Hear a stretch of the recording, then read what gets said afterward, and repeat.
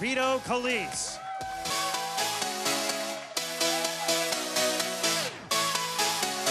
And now, please welcome 2015 Mets pitcher number 49, John Neves.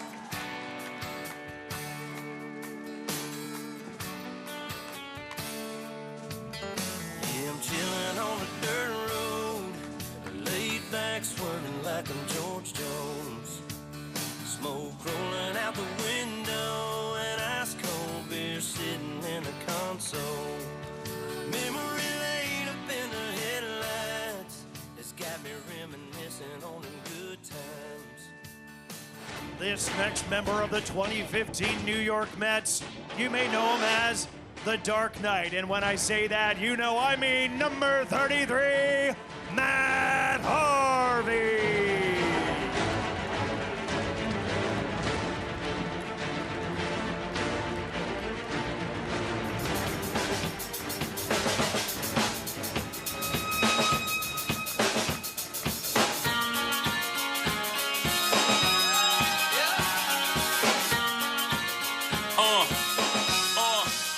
Listen, first the fat boys break up. Every day I wake up, somebody got a problem with hope. And last, but certainly not least, the final Met to ever wear number 5 again, the captain, David Wright.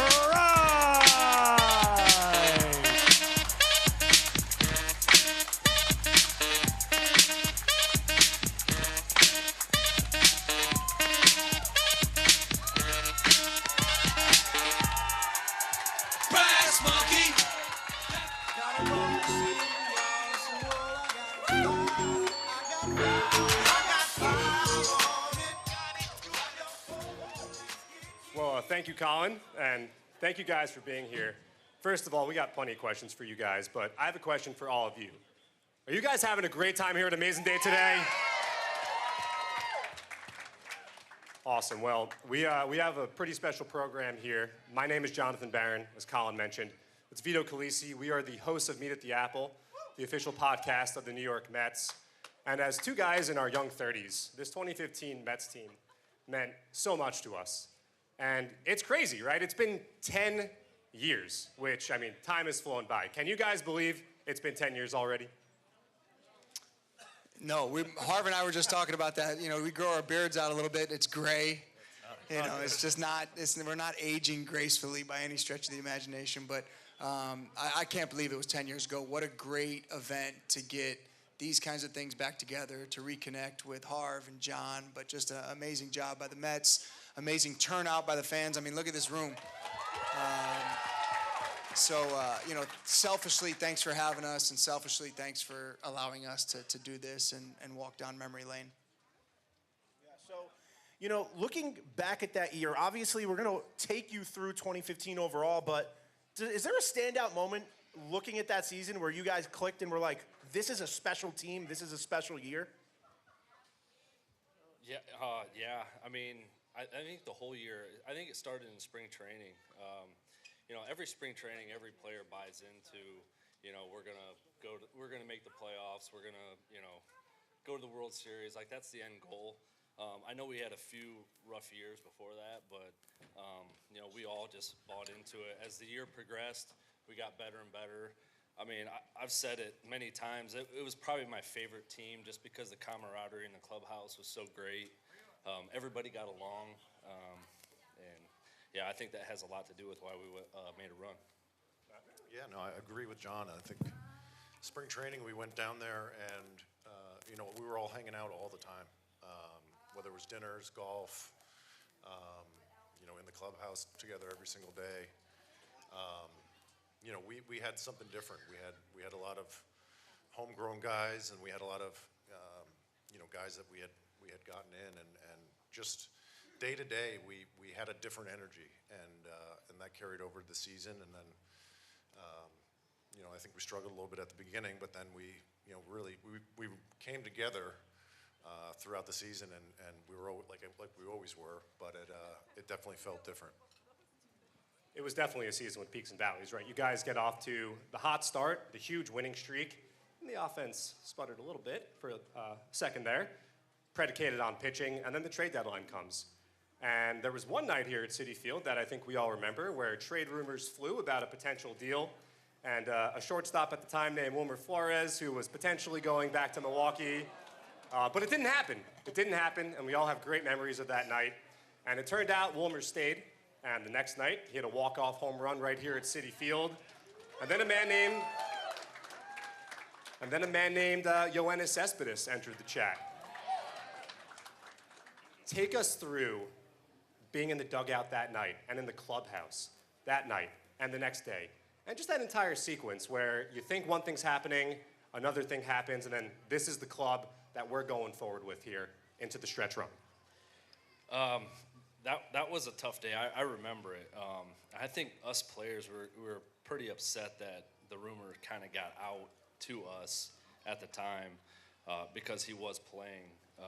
And knowing Wilmer, I mean, coming up through the organization, I think he was 16 when the Mets signed him, and being in an organization for that long, you could tell it meant a lot to him. Obviously, he had tears in his eyes, which, you know, I couldn't imagine playing with that kind of emotion. But it was good that he stayed. It fell through, and obviously he had a lot of great moments with us. Do you guys remember conversations you had with Wilmer that night? Not really. I mean, it's as starting pitchers, like we had the opportunity to go into the clubhouse a little bit more than the guys who were actually playing. So I think, you know, it had to have been one of us that kind of heard the news from inside, which is kind of, it's hard. It's hard when you hear that stuff from the clubhouse, and then you go out into the field and you know, there's chatter about it or whatnot, and you're in the dugout, you don't know if you should say something or really how to act. So, you know, really becomes a human moment where you feel so bad with the situation that's going on.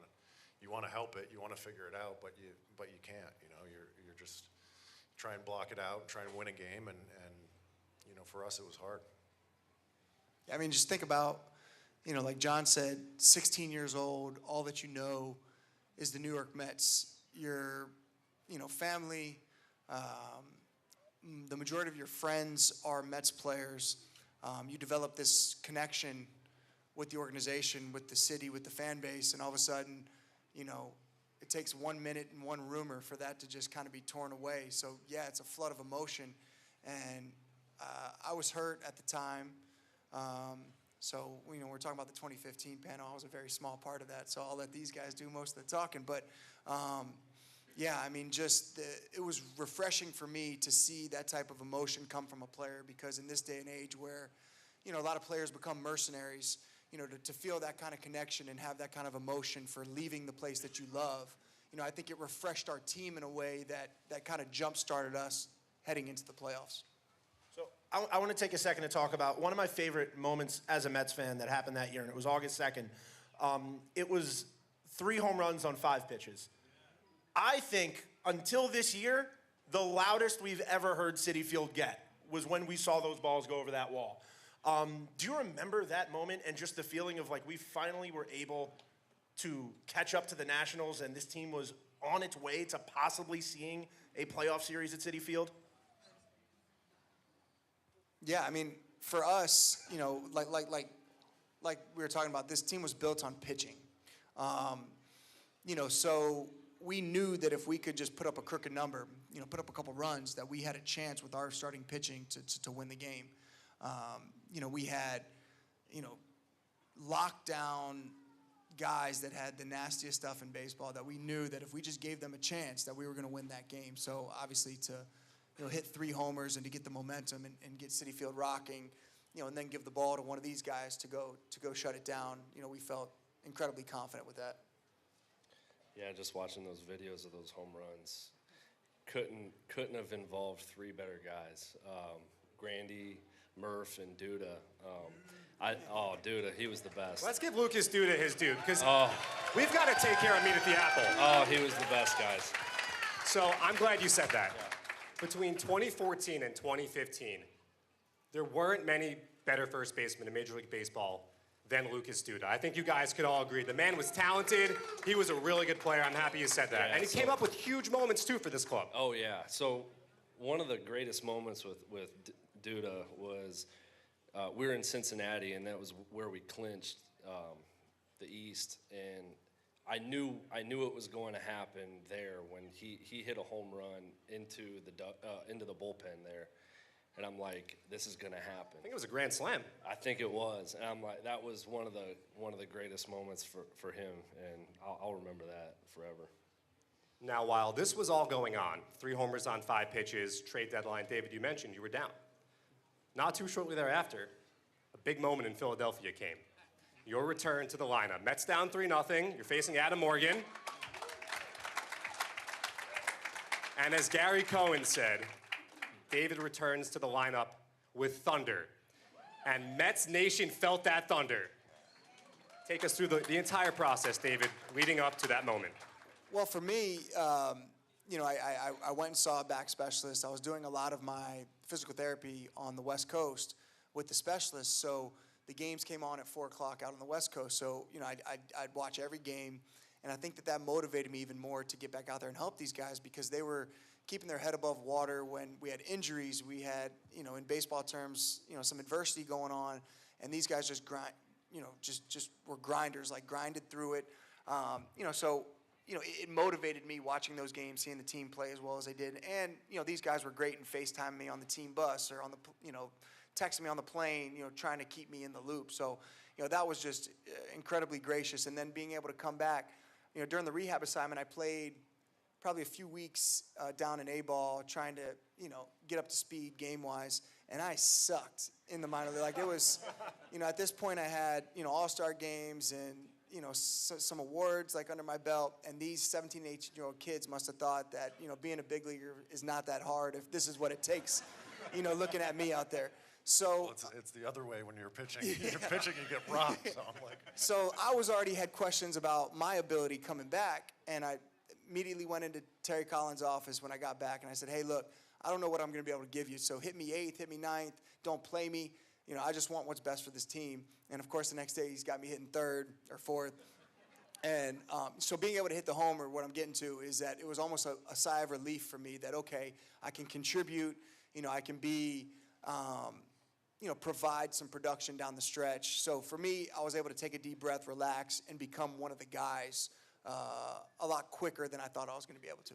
And we missed you at the card table in the clubhouse. He brought that camaraderie to the clubhouse. He was a true leader, so we enjoyed that too. I appreciate that. The captain, baby. So we talked about the not trade before. One of the biggest acquisitions in Mets history. Yoenis Cespedes comes over here, puts this team over the top. Yeah, let's give it up for Cespedes. What's the reaction in the clubhouse? You have an impact player like Cespedes coming over. Well, my first was, you know, David and I had the chances to watch him hit home run derby here in 2013 and put balls into the 3rd deck. So we were definitely, you know, excited about that. That's for sure. It was nice to, you know, to have him here. It gave the opposing pitcher something to fear. So, and we knew that, we felt it, and you know, it was great to have him. I don't think anybody knew, you know, playing on the West Coast. Like you don't really know the player. You don't know really what you're getting until he gets here, and he just brought this, like as everybody knows, like this swag with him. You know, wherever he goes, he's got the chains and he's got like the walk and just the look. You know, so I think guys fed off of that, and then he came in and became Babe Ruth, you know, down the stretch. You know, so obviously that helped out offensively quite a bit. But yeah, just a shot in the arm. You know, a couple things I think fell through, and Sandy Alderson was trying to get something done, and last minute, you know, you hear you're getting this all-star caliber player for the deadline, and it gives life to the clubhouse. It gives you a shot in the arm saying, okay, ownership, front office believes that we can become a playoff team. They provide you with that, and all of a sudden it's go time. So, and then obviously the way he played helped out tremendously. But yeah, that was definitely gave us, you know, some adrenaline going forward. A few hours after the trade, Matt, you took the mound here at Citi Field, and you shut down a really good Nationals team. And as everyone here knows, whenever Matt took the mound, he shut down every team. He shut down every team. It didn't matter That's what true. team it was. That's he shut right.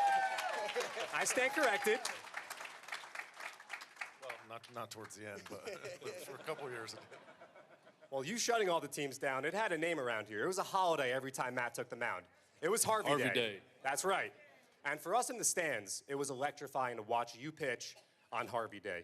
What was Harvey Day like for Matt Harvey himself?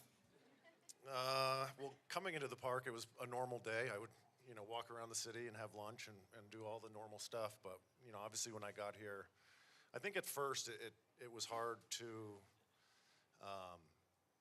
walk into a clubhouse when you're with 25 other guys and you have a day that's named after yourself, and you're like, we're the New York Mets. We're trying to win here as a team, and it's not just about me. But just the energy that surrounded that. I could tell that guys got excited to play behind me.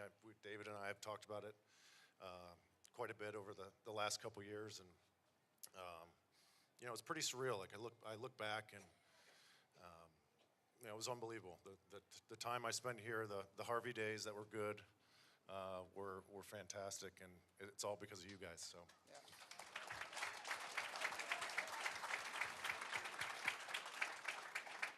So you guys remember, like, when we used to play the Nationals, like, Strasburg was kind of doing his thing, and the chants, like, Harvey's better, which was, like, that was the coolest stuff ever. So you guys are good with that stuff, yeah.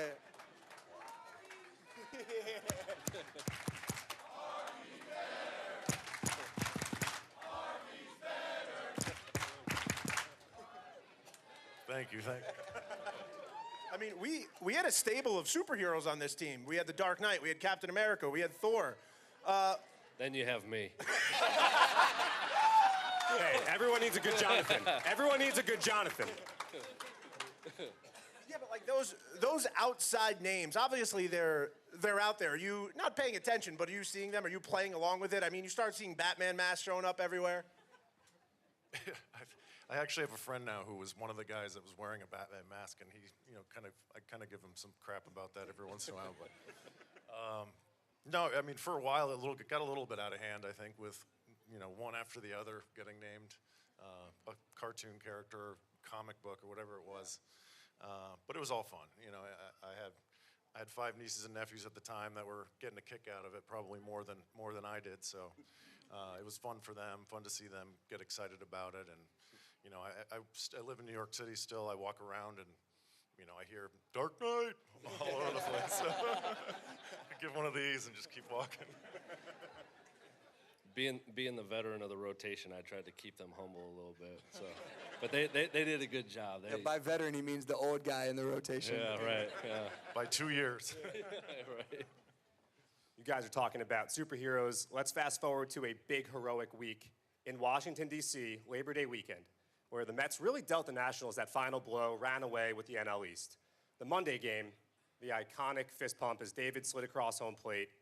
The Tuesday night game, I believe that was the Kirk Neuenhuis homer, and then Wednesday, Yoenis Cespedes hits the big home run against Drew Storen.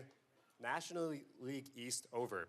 Take us through that weekend and how great you guys felt coming out of D.C., knowing that you kind of had it wrapped up at that point.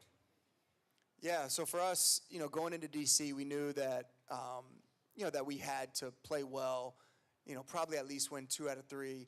But I remember vividly, and, I don't have the best of memories, but I remember vividly just this like walk of determination, like from the time we got off, the plane to the bus to the hotel, like it was a business trip. Like there was no goofing around. There was no like nonsense happening. It was like, we're going to come in here, we're going to kick their butts, we're going to win the division, and we're going to wrap this thing up now. And that's exactly what these guys did. I mean, that was about as business-like as I've ever seen a team go in there, know what the goal was, and then just absolutely take care of business. And there was no, this team's done, like roll over. Like the fight in this team to be able to continuously come back. There'd be times where, these guys would, misstep and give up some runs. And we wanted to pick them up so badly for all that they did for the offense. So, I mean, that attitude I remember so vividly of coming in to take care of business and get out of there with the NL East, and that's exactly what we did.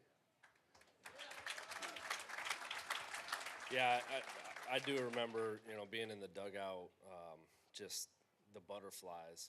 Normally, during the season, it gets kind of monotonous, the 162 and, just kind of every day is the same.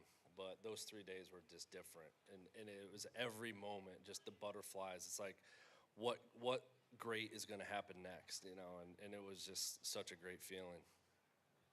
Yeah, I don't think I sat down once the entire weekend series. I don't think, I think going into the playoffs even, I don't think I sat on the bench once. It was just, I was pacing back and forth. It probably pissed everyone off, so, making everyone nervous. But, just the excitement, like John said, and I mean, it was all different.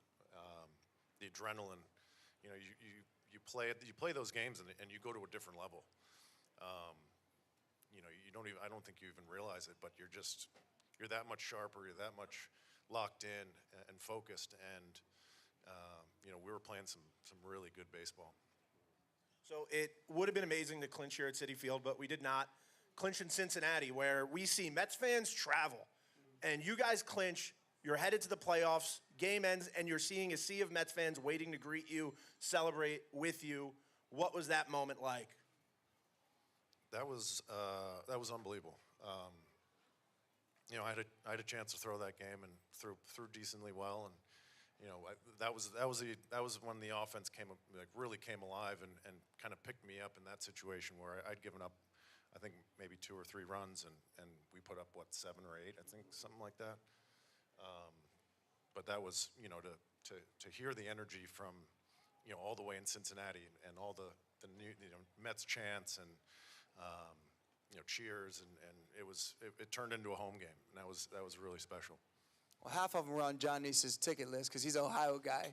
Oh, wait. So congrats, by the way. Congrats to the John's Buckeyes. friends and family. No, it was great. It was such a great experience. Especially that was the first time I got to pop champagne bottles and celebrate with our team, and it was just it's that feeling that you always want to repeat, and it's almost like it got contagious, that celebration feeling, and I think that's what kind of drove us to go as deep as we did to get to the World Series. And David, that moment for you especially, you were here in 2006. That was the last time the team had made the playoffs, and you saw the team come within a game 2 years in a row after that. Were you taking just note of how important this was and letting the guys know, playoffs don't come easy? This is a special moment. Embrace it. Yeah, I mean, I think that, going that far in between playoffs, it made me selfishly appreciate the moment a little bit more. 2006, we thought that we were going to be there every year thereafter, and we thought that was just going to be a given that we were going to steamroll the East, go to the playoffs, take our chances in the playoffs. So to go through kind of the ups and downs emotionally of, winning, losing, some rough seasons, and then building it back up, through these guys. I honestly went back on the field and I kind of soaked it in a little more than I would have I not experienced it, so far back in 2006. So I really took a moment to enjoy, soak it in, try to celebrate with the fans, the city as much as I could, because it takes a lot to get to the playoffs. A lot of things have to align, and everything aligned great for us that year. So by doing so, you guys gave Citi Field its first ever playoff series right here against the Los Angeles Dodgers. You start the series out west. David has the big 2-run single against Pedro Baez. Mets win game 1. Little incident occurs in game 2. That's what I was getting at. And then we have game 3. The first ever postseason game at Citi Field. And we all know what the Mets fans were here to say, for the pregame intros at least. What do you guys remember? I know, Matt, you started that game. Travis with the big homer. Yo blows it out of the water. What do you guys remember about the energy here in that building? I remember that was a big battle for me that day, and I think the energy from the fans, the excitement really got me through it and pushed me to keep going and not want to get taken out of the game, a lot earlier than I did. But just all around, I mean, I had a chance to go to a lot of the playoff games this year, and just gave me chills, and being able to see from your side what we were doing on the field, and really appreciate it, and kind of get a different sense of how loud it was, and how special it was to be on the mound for the first one and to come back and be able to watch him now. Yeah, I remember I didn't pitch in that series. I was in the bullpen, but I do remember Ruben getting hurt, and I think that motivated us to do it for him. And then watching the rotation do what they were doing, that was really fun to watch. And that's how good that team was, and that's how good that clubhouse was. You got a very successful starting pitcher in John Neese that's willing to go to the pen for the good of the team. I mean, that just shows that, this team had no ego, that we were willing to do, what it took to get the job done. And I think that inevitably when something like that happens to Ruben, guys want to rally around one another, especially when you're as close-knit as we were. And to have Ruben there, walking out on the crutches and the place going absolutely bananas was, a feeling that I've never forgotten. And, one of the coolest, like, you get certain, throughout your career, these certain, like, the hair on the back of your neck raises type moments, and that was certainly one of them. So, as much as these guys wanted to put one right in between his shoulder blades, it was better to. I already done that. Yeah, that's what I got. That's what I was getting at. Like I got buzzed one game, and Harvey we're on the bench. This was, I think, maybe the year before. I can't remember what it was, but I got buzzed, and it was kind of intentional. And I'm on the bench, and Harvey kind of looks at me down there and just gives me one of these or winks or something. And then the next inning, man, he gets buried. So and that's kind of what you want on a team. You don't want anybody to get hurt, but you want the pitchers to have your backs as a hitter. And these two guys, it never had to be said. If something needed to be done, these guys did it on their own. And, I think that's what made that unit so special. So let's move to the next round. You sweep the Cubs. You're headed to the World Series. First pennant the Mets have won since 2000. How do we feel heading to the World Series? You're taking New York there. I mean, that series was just unbelievable.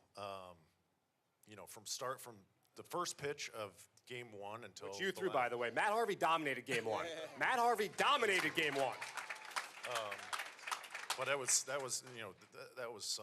some series that we had, and unfortunately, I think with that we had a little bit of extra time off that may have caused a little bit of issues moving forward. But I think being able to celebrate, and we had all our families out, and we were able to party a little bit on Wrigley Field. That was a pretty good memory, and kind of shove it to them, a little bit. Drop some champagne bottles on the field and leave them there. But no, that series was so much fun. Yeah, that Chicago series was one of my favorites. That was a really good time to be able to watch Dan Murphy do what he did. That was incredible. Yeah. World Series was great. I got to pitch a little bit more in that one. The first game we went to extras. I wanted to pitch 9. I felt good that day, and Terry took me out and said, "I need you for tomorrow." And I'm like, I'm a starter. I usually don't go back to back, so I don't know how I'm going to do. But I ended up pitching the next day too. But yeah, it was a great experience. Something I'll never forget. Well, our director, Mike Lano, and all the great men and women back in the control room who are doing a great job today, by the way, running the show for all you great fans. They have a little special video queued up. So we're going to take a look and we're going to listen. And then, David, I want to get your thoughts on it.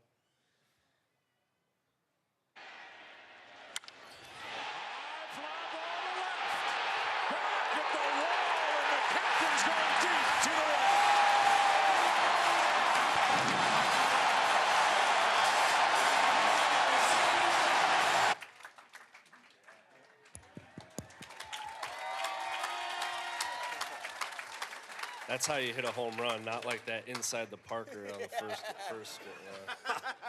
We don't talk about that. People ask all the time, and what's the coolest moment that you've ever had on a baseball field? And I've been fortunate to be a part of some special teams, have some special friendships on those teams, but to be able to do that, as a kid in Virginia, I remember going out to the backyard with my dad and my grandfather, and Game 7 of the World Series, throwing me the wiffle ball. Here comes a pitch, whack, home run. And to be able to actually live out that dream in real time, in real life, was surreal. And it's one of those moments that you look back on and you can only help but to smile because, you work so hard your entire life to get to that point and to be able to hit a home run in a World Series game at home was just, I don't even remember running around the bases. It felt like you're floating.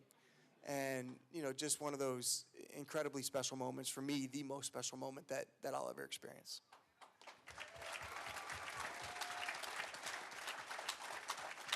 Well, guys, 10 years later, for us to be able to talk with you, and we relived it all. I don't think we left anything out. No. Thank you so much for being up here, joining us, for retelling the story, for all the memories that you all gave us. Guys, give it up for David Wright, Matt Harvey, and John Neese. And thank you guys. Thanks for coming. Yeah, thanks, guys. Thanks, guys.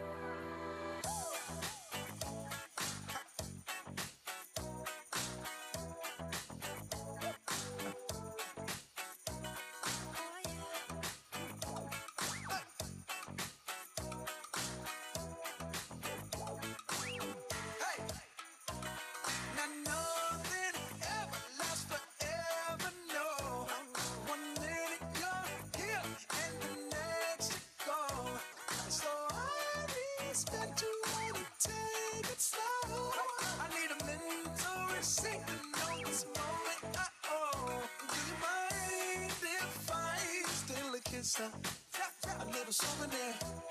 Can I steal it from you? To memorize the way you shock me, the way you move it. Just wanna feel it from you. Hey, don't be afraid to catch feels. Run, drop, up and chase thrills. I know you ain't afraid to pop up. Baby, I know you ain't scared to catch feels. Feels with me. I'm your window shopper. Sucker for your novel. I'm wearing your goggles. Virtual reality. It ain't what it cost you. It might be $1 as long as it shocks you. Memory, electricity, mind if I steal a kiss? A little souvenir. Can I steal it from you? To memorize the way you shock me, the way you move it here. Just wanna feel it from you. Hey, don't be afraid to catch feels. Run, drop, up and chase thrills. I know you ain't afraid to pop up. Baby, I know you ain't scared to catch feels. Feels with me. big. I know you love to make an entrance. Do you like getting paid or getting paid attention? You mix the wrong guys with the right intentions. In the same bed, but it still feel long distance. You're looking for a little more consistency. But when you stop looking, you gon' find what's meant to be. And honestly, I'm way too done with those. I cut off all my exes for your X and O's. I feel my own flings was just preparing me. When I say I want you, say it back, parakeet. Fly your first class through the air, Airbnb. I'm the best you had, you just be comparing me to me. I'ma add this at you. If I put you on my phone and upload it, it'll get maximum views. I came through in the clutch, more than lipsticks and phones. Wear your fave cologne just to get you alone. Don't be afraid to catch feels. Don't be afraid to catch these feels. Run, drop, up and chase thrills. I know you ain't afraid to pop up. Baby, I know you ain't scared to catch feels. Feels with me. Don't be afraid to catch feels. No. Don't be afraid. Run, drop, up and chase thrills. I know you ain't afraid to pop up. I know.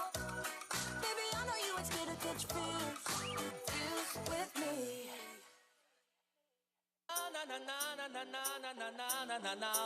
Kill them with the now. Na na na na na na na na na na na na na.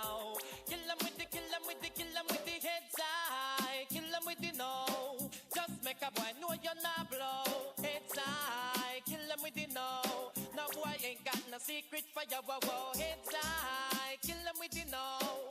Just make a boy know you're not blow. Heads high. Kill them with the no.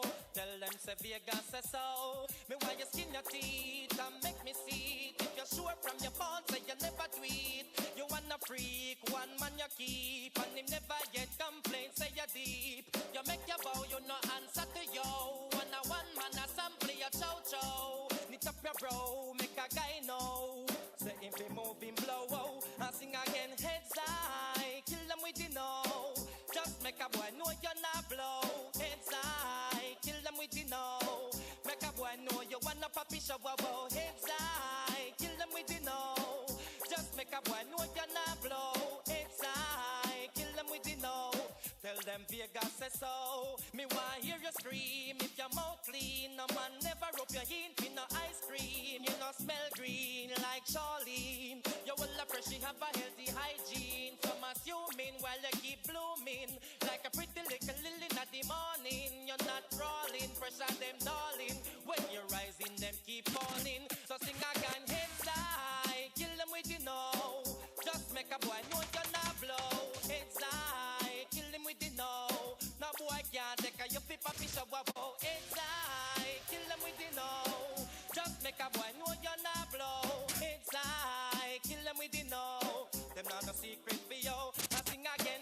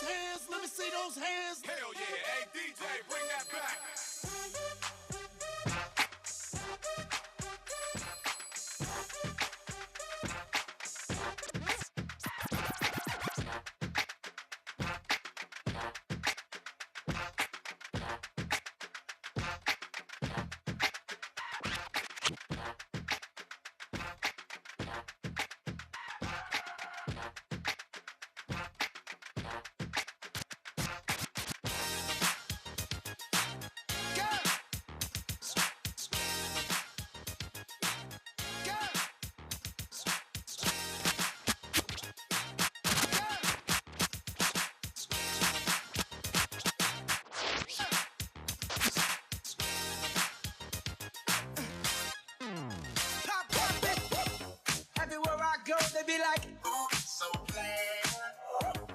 Everywhere I go, they be like, ooh, so bad.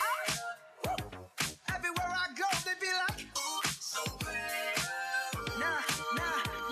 Nah, watch me break it down like, ooh, so bad. Cause girls is players too. Yeah, cause girls is players too. Keep it playing, baby. So bad. Cause girls is players too. Ladies get money all around the world, cause girls is players too. What you know about living on the top? Penthouse suites, looking down on the op. Took her for a test drive, left them on the lot. Time is money, so I spend it on the rock. Hold on, little bitty showing through the white tee. You can see the thong busting on my tight jeans. Okay, rocks on my fingers like he wanna wife me. Got another shorty, she ain't nothing like me. Yeah, about to catch another fight. Yeah, the apple bottom make him wanna bite. Yeah, I just wanna have a good night. I just wanna have a good night. Hold up, if you don't know, now you know. If you broke, then you gotta let him go. You could have anybody, any money, mo. Cause when you a boss, you could do what you want. Big strap. Out. You got $100 bill, get your hands up. You got a $50 bill, get your hands. Big strap. Out. You got $100 bill, get your hands up. You got a $50 bill, get your hands up. You got a $20 bill, get your hands up. You got a $10 bill, get your hands up. Single ladies, I can't hear y'all. Single ladies, make noise. Single ladies, I can't hear y'all. Single ladies, make noise. Let's go.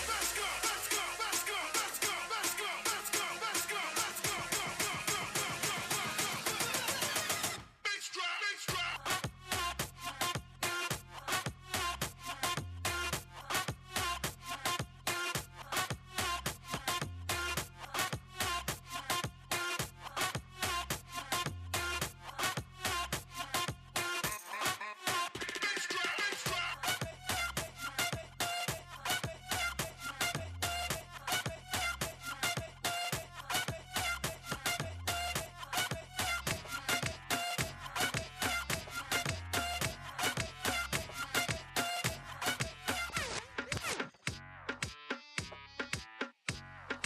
Y a ella le gusta este o este, échale, se fue, este o este, échale, fue, este o este, échale, se fue, coge cual tú quieras, ¿quieres toma ven. Si me toca, yo te toco. Con las armas de Libra llego doco. Voy a partirte en dos pedazos como un coco. Va a ser poco. Digo,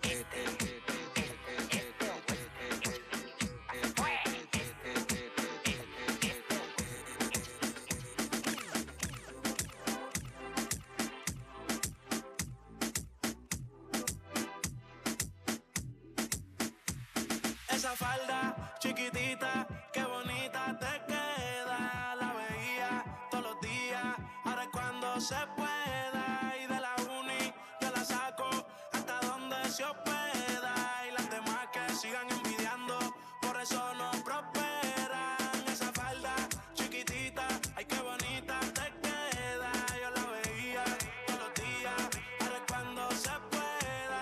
Y de la uni yo la saco hasta donde se hospeda. Y las demás que sigan envidiando, por eso no prosperan. Ese pone a las demás inseguras, ella a mí me desconfigura. Mezcla lo sensual, la calle y la finura. Cuando quiere no disimula. El papá a la calle se bebe y se quiere un tipo que la presuma. Heavy, güey, el jacuzzi con espuma, escuchando a Peso Pluma. Esa falda chiquitita, ay qué bonita te queda. Yo la veía todos los días, ahora es cuando se pueda. Y de la uni yo la saco hasta donde se hospeda. Y las demás que sigan envidiando, por eso no prosperan. Dale espacio a las demás pa' que brillen, bebé. Tú no lo haces a mal, solo haces tu deber. Dime dónde estás que yo te quiero ver. Es intocable, si pasa se tienen que mover. Está enfocada en la de ella, pero a veces se distrae. Se pone traje, oferta. No le hablen de embarazo ni de... Se puso creativa que le traje. Y ella está haciendo un bachillerato, yo llevo rato, pero no dejo rastro. Llegué con Yancy, con Charco en una rato. El el alcohol hizo que a la amiga quiera besar. Sin querer, sin pensar. Esa falda chiquitita, ay qué bonita te queda. Yo la veía todos los días, ahora es cuando se pueda. Y de la uni yo la saco hasta donde se pueda. Y las demás que sigan envidiando, por eso no les sorprenda.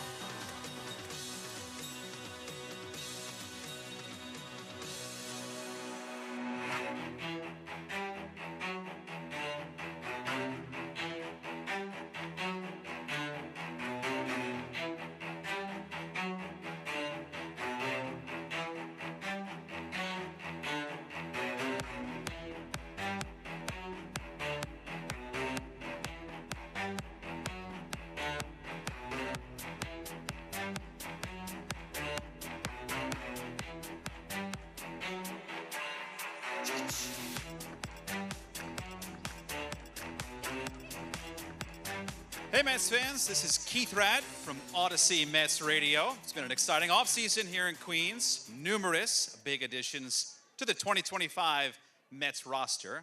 And in the next panel, you get to meet some of the newest Mets with the host of our official podcast, Jonathan Barron and Vito Calisi. Can you feel it?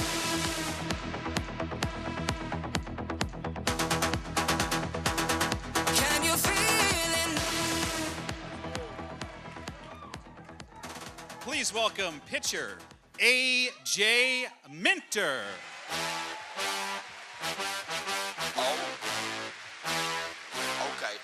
Okay. Ah! Oh. Hey, I'm trying to get crunk.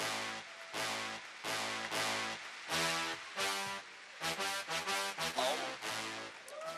Please welcome pitcher Clay Holmes. If you wanna cowboy on a wild horse, riding out into the sunset, if that's the kind of love you wanna wait for, hold on now, girl, I ain't there yet. No, I ain't there yet. No, I ain't there yet. And pitcher Frankie Montas.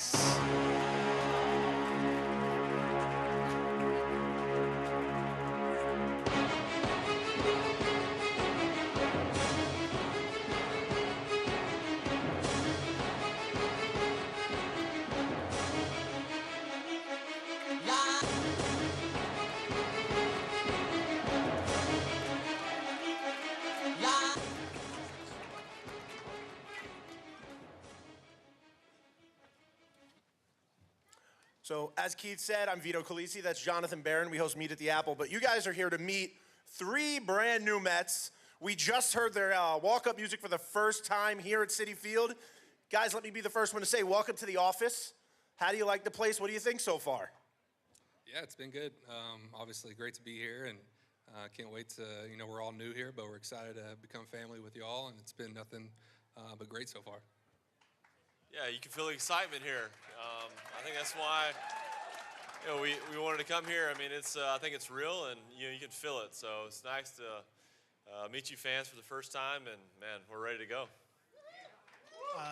Yeah, I mean, if that's right now, I can't imagine when the season start, right? So definitely looking forward to that. Looking forward to give you guys some great moments.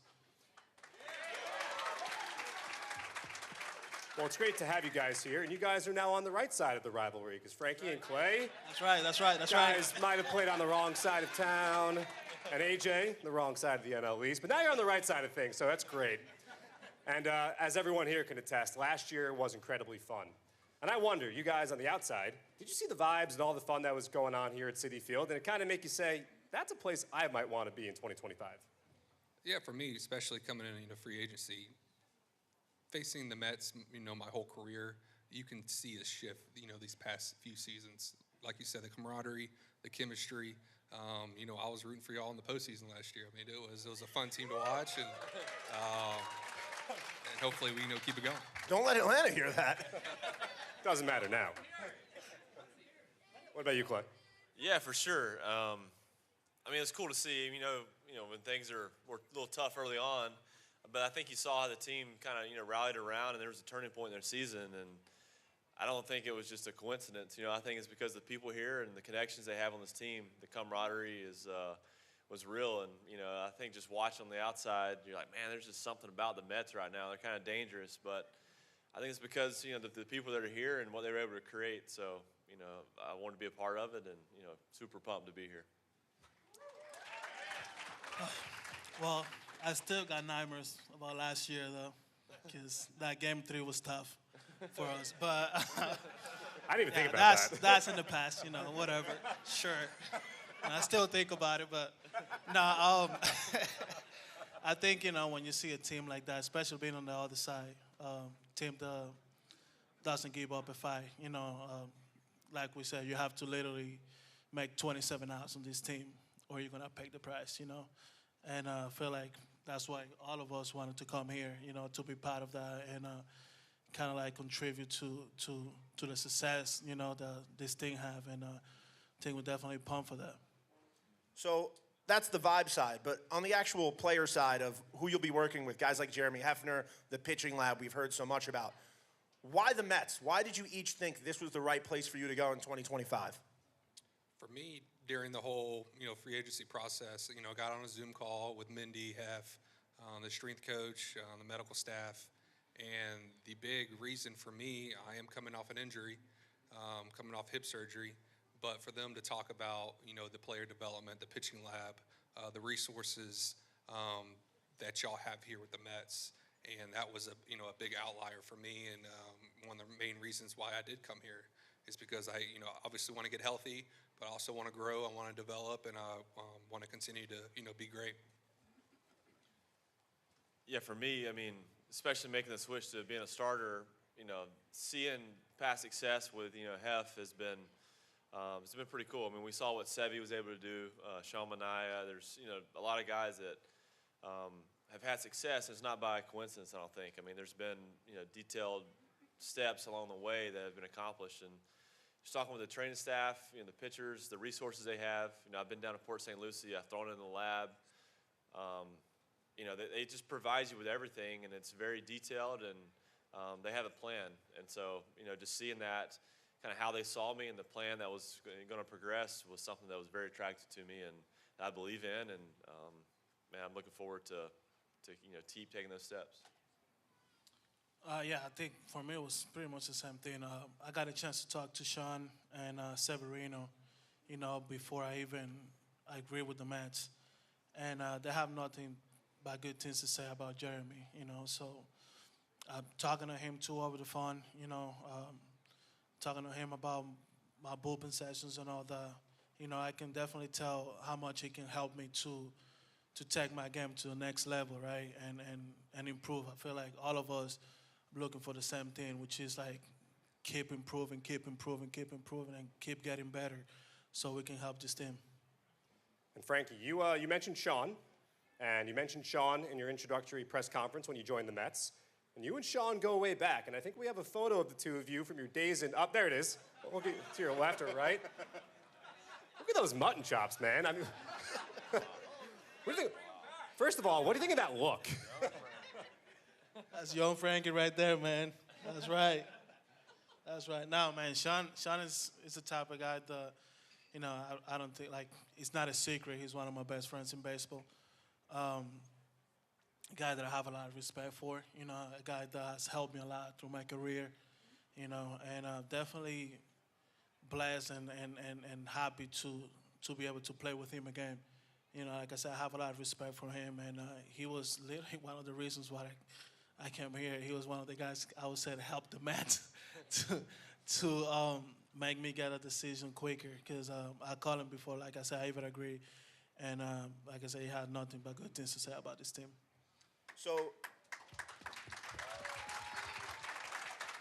So after you signed with the Mets, are you hitting up Sean saying, come on, man, let's run this back together?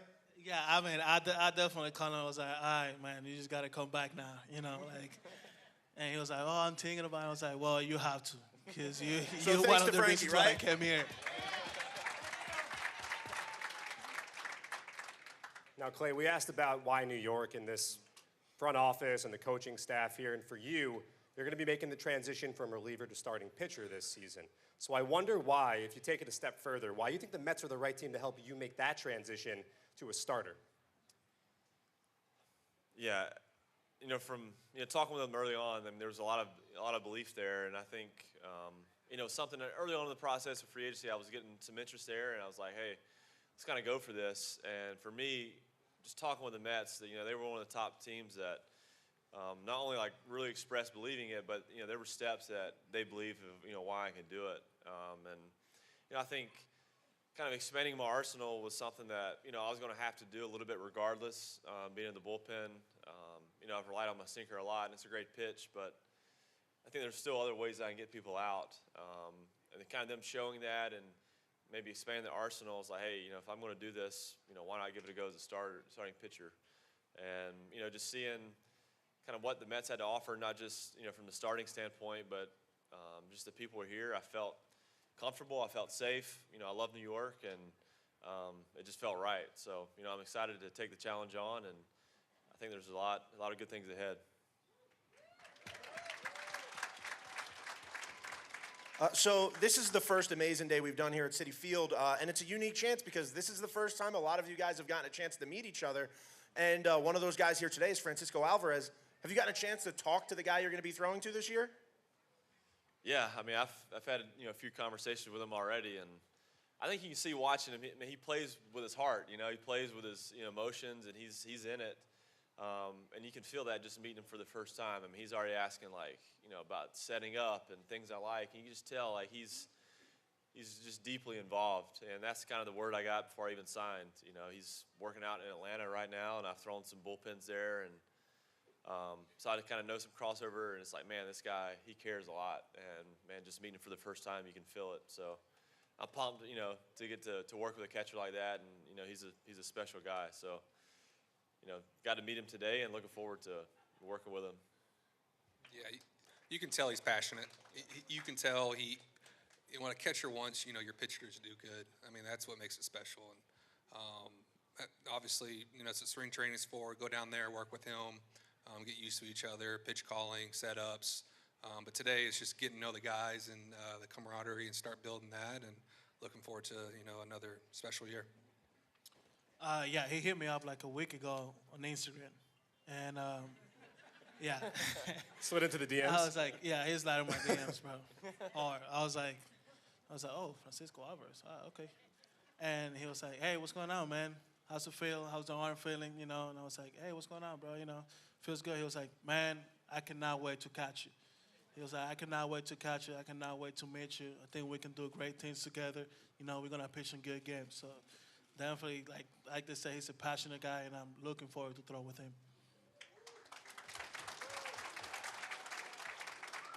Now, Clay, I'm a bit of a baseball nerd, so I was watching some 2021 Pittsburgh Pirates footage, and I came across an image of a really good right-handed pitcher. Beard, long hair, flowing locks. It's right over there, actually. And yeah, I mean, he came clean-shaven today, so it actually worked really well. Your previous employer would not stand for such a thing. Are we thinking about growing the beard out and letting the locks fly again?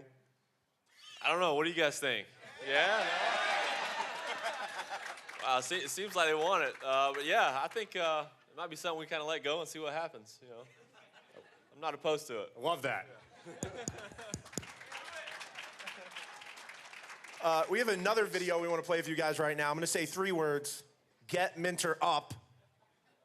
If you know, you know. If you don't, here is a video we're going to watch together.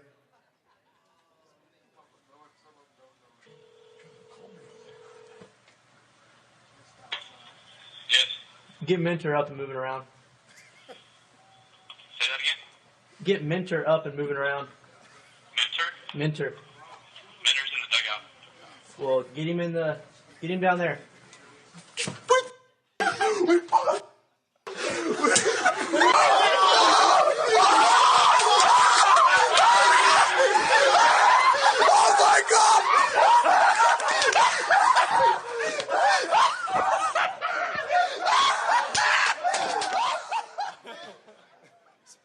doesn't know about this. My heart's starting to beat already right now. All right, so a little bit of backstory. Went to Texas A&M in college, and I didn't know anything about this video until it got posted out. And this was a year after I got drafted. So this video, sure enough, when the video, went viral, the people that posted the video reached out to me, and so I talked to them a little bit, and he played baseball at a small junior college in Oklahoma.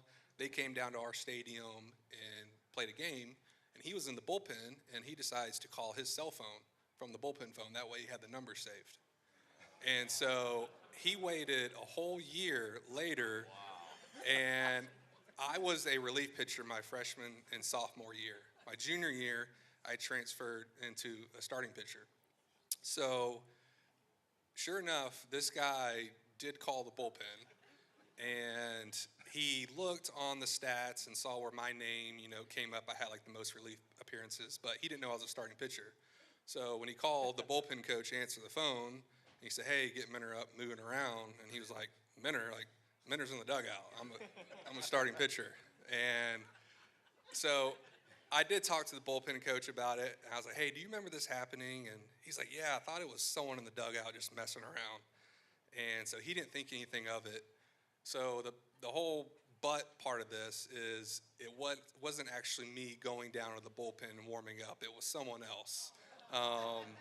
But the guys making the video, they thought it was me. It's like, "Oh, we did it, it worked." And so there's a little bit of truth and a little bit of, not so much. But do people know that, or did you just spoil the fun for the internet? I try to tell people all the time, but every year that video makes, resurfaces and makes its rounds on social media. So I get asked this question probably more than anything, and people always say, "Get Minter up, moving around." So. I was going to ask if a day goes by that you don't hear about that. Not much. Well, throughout your career, managers have often wanted to get you up because you've been locked down, and locked down in big situations. There's a stat called leverage index. We're going to get a little nerdy here. And it pretty much measures the amount of times you pitch in a situation where the game is quote-unquote on the line. And since the start of 2020, no lefty pitcher in Major League Baseball has a higher leverage index than A.J. Minter. And A.J. Minter, yep. And A.J. Minter has been exceptional in these high leverage situations. So I ask you, A.J., what makes you so good in these pressure spots? I feel like most of the time I was always coming in against the Mets in close games. And, I didn't mean that in a negative way by any means. But, I mean, I don't know. Any competitor, wants to be, in the ballgame when the game's on the line. Put me in the game when the best three hitters are up at the plate. I'm going to come in and get them out, no matter the spot, the fifth inning, the eighth inning, the ninth inning. So, you live in those situations. As a competitor, it brings the best out of you, and hopefully I can continue to do so. All right, let's talk about Citi Field, the atmosphere here off the field, the fans. Best fans in the world, baby. Did you guys take notice of the zoo this place became during the postseason last year? Yeah, I mean, it's crazy. I mean, you can just tell, there's a lot of passion here. There's, people care. That's why, you can just be in New York or across town, you can see it. And then it's attractive. I mean, players want to play with, people in the stands and people in the stands that care. And, I mean, you got it here. And playoff baseball it's special. So, yeah, it's fun to watch it in Citi Field when it's rocking.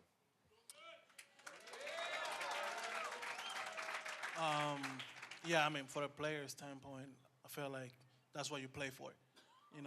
You play to see your fans kind of like have your back, and to see all the craziness, definitely, I feel like that help you to like definitely give you a little adrenaline rush, you get that adrenaline pump a little higher, and that kind of make you take your game to the next level. You can tell, I mean, these Mets fans, these are truly baseball fans. They get baseball, not like the other side of town where those guys This man already knows. This man knows. No, but you can tell. These are the true diehard fans, and they truly they're going to be with you till the end. So got to face against y'all my whole career, and y'all always brought it every time. So we can't wait to pitch for y'all now.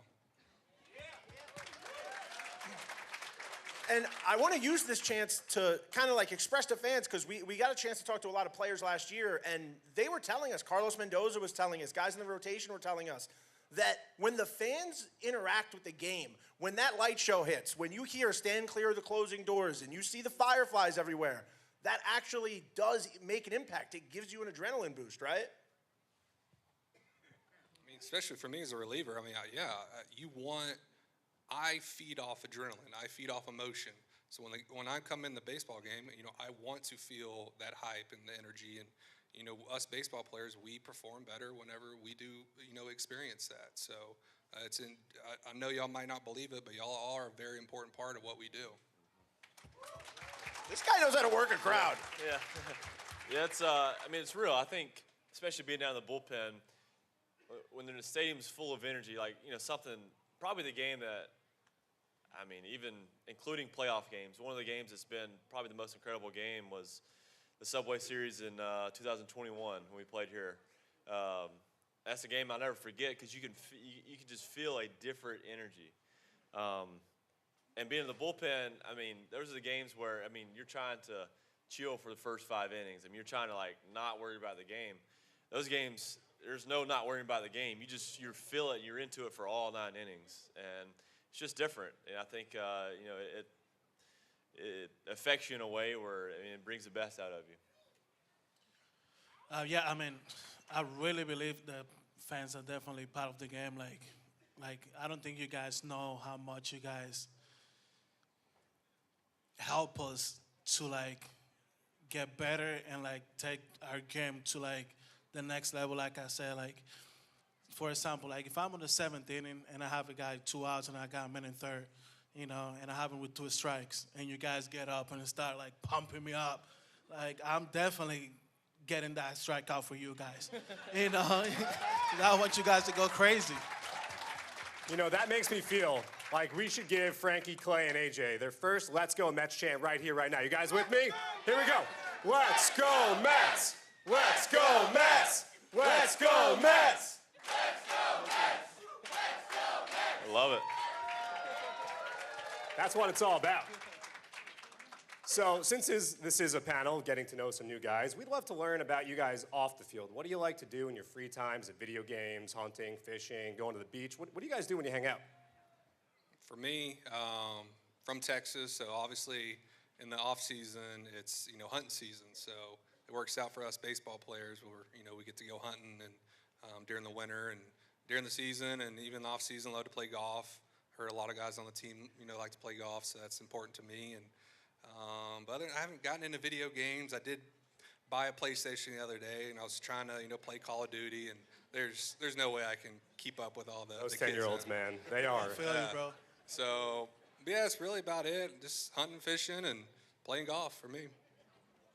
What about you, Clay? Yeah, I'm the same way. I can't really do video games. I'll try it probably once every 3 years and get smoked, and I'm like, all right, this is too much for me. But yeah, I like to golf, do some golfing. I like to do hiking. I'll take a camera with me when I'm doing some hiking. But yeah, it's a lot of that, golf, some hiking. I try to do a little hunting, with some guys, a little hunting trip maybe every now and then. But yeah. For me, I like to cook a lot. I love to cook. I love to grill. What do you cook? Anything you want, pretty much. I'm going to take him up on I'm this. not even kidding. I'm not even kidding, and that's a fact. You guys can ask Sean. I might be the best cooker on the team. I'm not even kidding. So I got to tell you, your battery mate, Francisco Alvarez, he makes a mean lasagna from what I hear. I haven't had it myself. He probably didn't make that. That's probably his girl. He didn't make that. I can probably, and I strongly, highly stand on that. I'm probably the best cooker in the team. Sounds like content to me. We got Trisha Donaldin, our head of social media. She's hearing this. She's like, yeah, making it with Montes in the kitchen, baby. Yeah, but besides that, like every player that has kids, just trying to be a full-time dad, during the off season. Still trying to train, but just trying to spend time with my kids as much as I can. So, last year we spoke to Sevi. He told us he liked Dragon Ball Z. We gave him Kamehamehas after every strikeout. Sean Manaea showed us a Doodle Bob SpongeBob tattoo. We threw Doodle Bob up on there in the board when he got strikeouts. Can we throw a cooking thing on there for strikeouts for you? We come up with it? Please. So we'll put a little apron over you. Please. Especially if I'm cooking on that game. Please. Chef's cook. Let Chef cook. Let Chef cook. Let me cook, baby. So I think this could be something we do in spring training, which is right around the corner. February is right here. Super Bowl coming up. The next day, pitchers and catchers, you guys will be there. How excited are you to get down to Port St. Lucie and officially become New York Mets and start to get to work for this 2025 season? Yes, for me, pretty familiar with, Florida, spring training, and haven't been to Port St. Lucie yet, so I haven't seen the facility. Beautiful. Yeah, I haven't seen the facility. Just get down there, and like we were saying earlier, with the pitching lab, the resources, that's what I'm super excited about, and getting to know the guys and hang out and, get to know each other, because it is a long season, and what's going to, push us forward to, the goal where we want to reach is the World Series, and that starts in spring training. So it's a very important time for us to get down there and just to get to know the guys. Yeah, I went down probably about 10 days ago. So I went down to Port St. Lucie 10 days ago to kind of just continue this progression. I'll probably start throwing the hitters a little early just to kind of extend the build up a little bit. So I've been down there kind of getting my feet wet and getting comfortable, and it's been great. Love the area. The facilities are great. Like I said, I threw in the lab they got built. It's brand new down there, and man, yeah, everything you need's right there. So I'm pumped for the guys to start showing up, and man, it's a special feeling when the team starts showing up for the first time, and just that energy and buzz, man. It's what we as ball players live for. So it's right here around the corner, and man, couldn't be more ready for it. Yeah, for me, definitely looking forward to know the guys. The guys that you're pretty much going to be spending most of the year. The guys who become your brothers. And putting that jersey on. And definitely looking forward to see all the resources they have in there.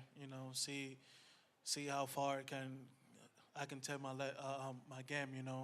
See how much they can help me to improve my game, and just pump for the season too, so I can get some outs. So another person we want to definitely talk about right now is Carlos Mendoza, who, in our books, manager of the year last year. Let's Absolutely. everybody, Carlos Mendoza. Some of you a little familiar with him already. Some of you just meeting him for the first time. What are your general impressions of him? Have you gotten to know Carlos a little so far? Yeah, he got to talk to him on the Zoom call. And you can tell from the other side, he's a player's coach. He truly wants the best for his players. He knows how hard this game is, and that's important for a manager to realize that. And you can just feel, he just loves, all of us. And I think just the biggest part for being on the other side is like, man, like I want to experience that, and that's what he brought last year. And you could see. I think that's kind of what, the Mets have been missing. What Mindy brought last year was truly special, and I think you saw it on the field, and we're ready for another exciting year. Yeah, Mindy, he's a guy, that's been around the game a while and knows the game, but I think what makes him special is how he's able to connect to players. It's a tough job, and what they have to do and all the things they have to balance, but he never loses focus of the player and what the player needs. It's really easy to do in a job he has, and all the people and all the things he has to balance. But man, you feel it as a player. And I saw him, caught up with him for the first time down at Port St. Lucie a couple of days ago, and it was like we hadn't left each other for a year. So man, I love Mindy. He's on top of things.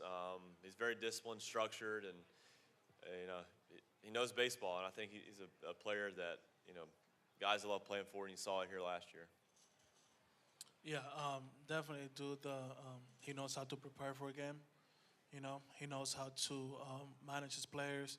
You know, dude, that he really cares about the game. You know, and a guy that I feel like you can go and talk to him about anything, not even if it's not baseball related. You know, he's gonna listen to you because he actually cares about you and your feelings. You know, so definitely pumped for play for Mendoza again. Well, once again, everybody, I'm Jonathan Barron. That's Vito Calisi. We are the hosts of Meet at the Apple, the official podcast of the New York Mets. We'll be headed down to spring training in a few weeks. We will be shooting some content with these guys for sure, and we will be seeing these guys record some outs on the Citi Field mound in not too long. AJ, Clay, Frankie, thank you so much for taking time. Give these gentlemen a round of applause, everybody. Let's go, Mets! Welcome to New York. It's been waiting for you. Welcome to New York. Welcome to New York. Welcome to New York. It's been waiting for you. Welcome to New York. Welcome to New York. It's a new soundtrack. I could dance to this beat. Forevermore. The lights are so bright, but they never blind me. Welcome to New York. It's been waiting for you. Welcome to New York. Welcome to New York. When we first dropped our bags on apartment floors, took our broken hearts, put them in a drawer.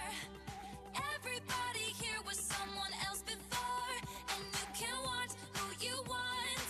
Boys and girls and girls. Welcome to New York. It's been waiting for you. Welcome to New York. Welcome to New York. Welcome to New York. It's been waiting for you. Welcome to New York. Welcome to New York. It's a new soundtrack. I could dance to this beat. Forevermore. The lights are so bright, but they never blind me. Welcome to New York. It's been waiting for you. Welcome to New York. Welcome to New York. Like any great love, it keeps you guessing. Like any real love, it's ever changing. Like any true love, it drives you crazy. But you know you wouldn't change anything.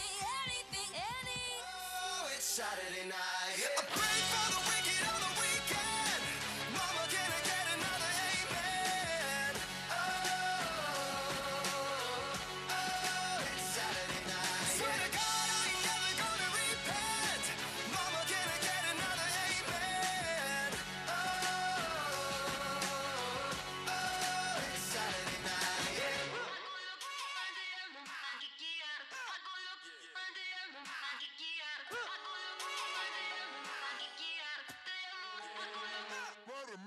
Every morning when I wake up, I wanna be who I couldn't say I'd ever been.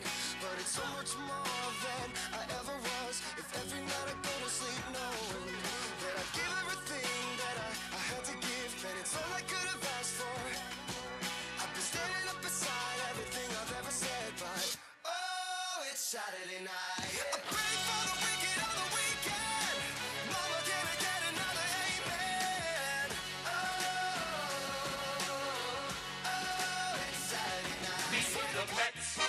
Meet the Mets. Step right up and greet the Mets. Bring your kiddies, bring your wife. Guaranteed to have the time of your life because the Mets are really socking the ball, knocking those home runs over the wall. East side, west side, everybody's coming down to meet the METS Mets of New York town. Oh, the butcher and the baker and the people on the streets, where do they go? To meet the Mets! Oh, they're hollering and cheering and they're jumping in their seats. Where do they go? To meet the Mets! All the fans are true to the orange and blue, so hurry up and come on down, 'cause we got ourselves a ball club, the Mets of New York town. Give 'em a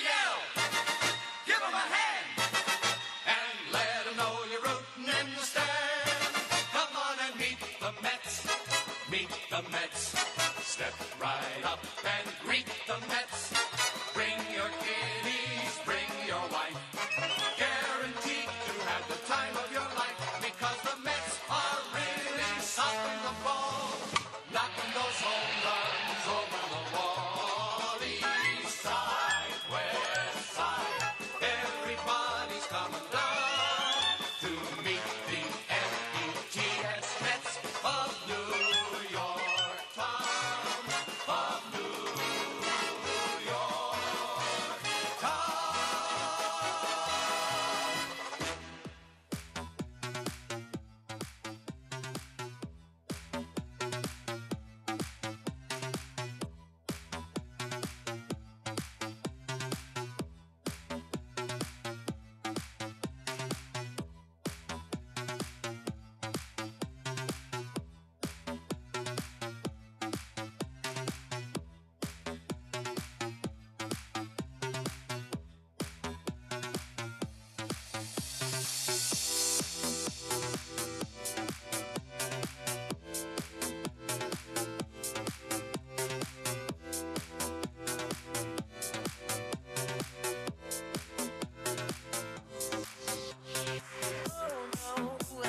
See you walking around like it's a funeral. Not so serious, girl, why don't speak cold? We just getting started, don't you tiptoe, tiptoe. Waste time with a masterpiece, to waste time with a masterpiece. You should be rolling me, you should be rolling me. You're a real life fantasy, you're a real life fantasy. But you're moving so carefully, let's start living dangerously.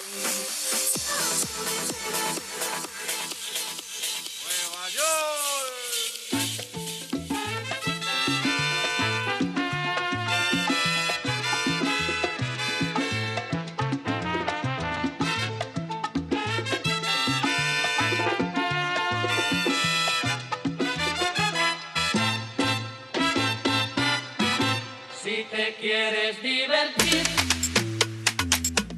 con encanto y con primor, solo tienes que vivir un verano en Nueva York. Nueva York. Si te quieres divertir con encanto y con primor, ¿pero qué es esto? Solo tienes que vivir. Y está frío. Un verano en Nueva York. Un ratito nada más. Ey, ey, ey, 4 de julio, Verde y Ulay. Ando con mi prima borracha Rulay. Los míos en el Bronx, saben la que hay.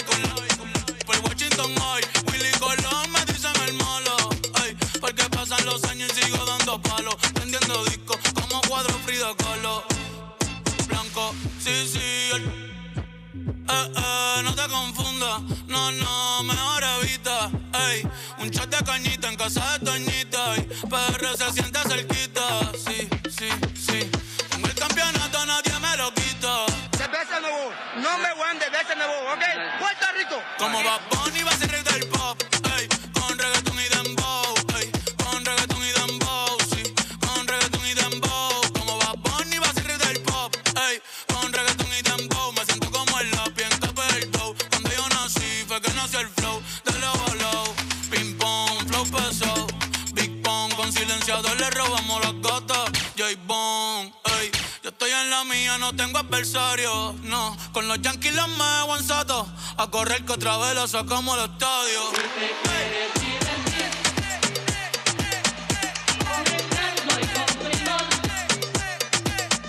Solo tienes que vivir. Ya mismo nos vamos. Un ratito más. Cuidado que nadie nos escuche. Cuidado que nadie nos escuche. Cuidado que nadie nos escuche. Cuidado. Tú tienes piquete, mami, yo también. Tú estás buena, yo estoy bueno también. Huelo rico y ando con los de 100. Si tú lo quieres, lo tienes que mover. Tú tienes piquete, mami, yo también. Tú estás buena, yo estoy bueno también. Huelo rico y ando con los de 100. Si tú lo quieres, lo tienes que mover. Lo tienes que mover. Lo tienes que mover. Lo tienes que mover. Lo tienes que mover.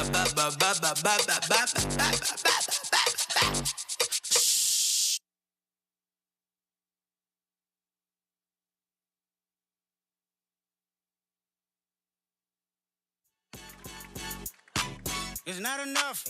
Mets fans, let's give it up one more time for the Queens crew.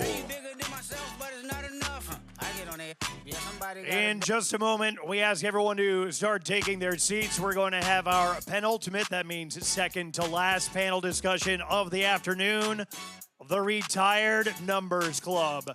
So that means some of your favorite Mets, whose numbers currently hang at the top of Citi Field, are going to be up there in just a moment. So start taking your seats. Our panel discussion will begin in just a moment. Thank you.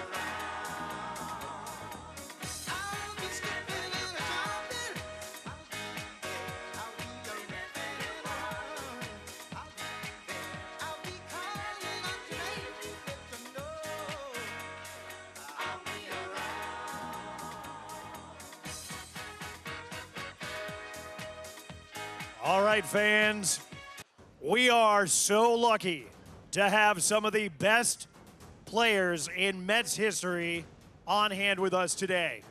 And this next panel will highlight those who have received the highest honor a team can bestow upon them, having their number retired. In a panel hosted by legendary broadcaster Gary Cohen.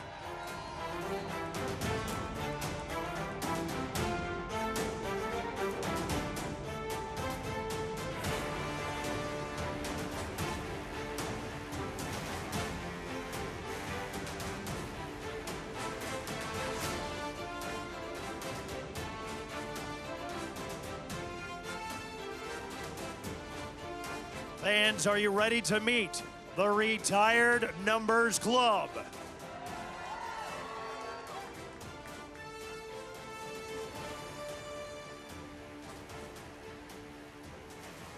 Please put your hands together for the catcher, number 31, Mike Piazza.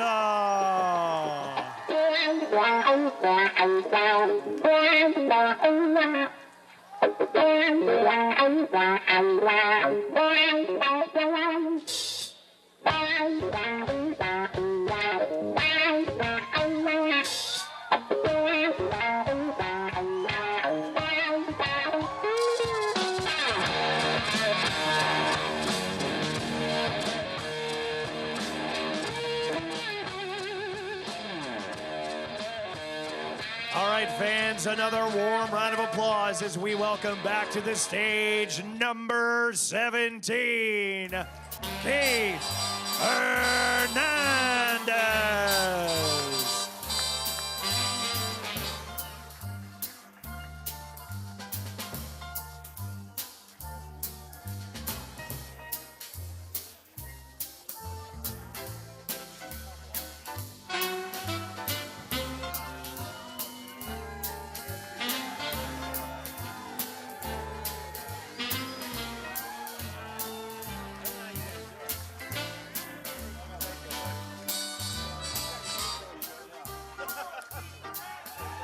All right, fans, let's keep it going for a man who I'm pretty sure could still crush a ball out of this ballpark. Give it up for number 16, Dwight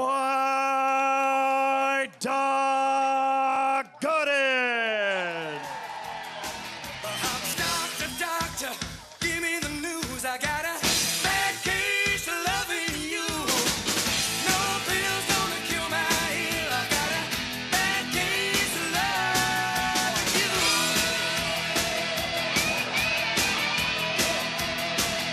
A pretty face don't make no pretty heart. I learned that, but it's from the start. But there was supposed to be about a ball like going through the back of the ballpark, not throughout the back of the ballpark, like, you know, with his pitching prowess, because this player could knock it way out over to the chop shops. Please put it together for the straw, number 18, Darryl Strawberry. That's why I'm keeping the faith. Yeah, yeah, yeah, yeah, keeping the faith. Won't matter, dog boots, only flag brothers had them with a Cuban heel. Iridescent socks with the same color shirt and a tight pair of chinos.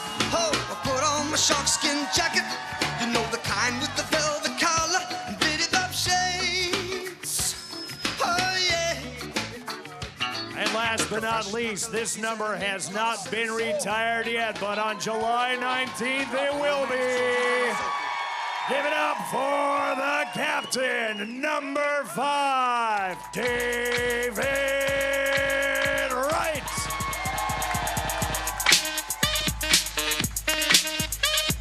Come on, everybody, let's get brass monkey, that funky monkey, brass monkey junkie, that funky monkey, brass.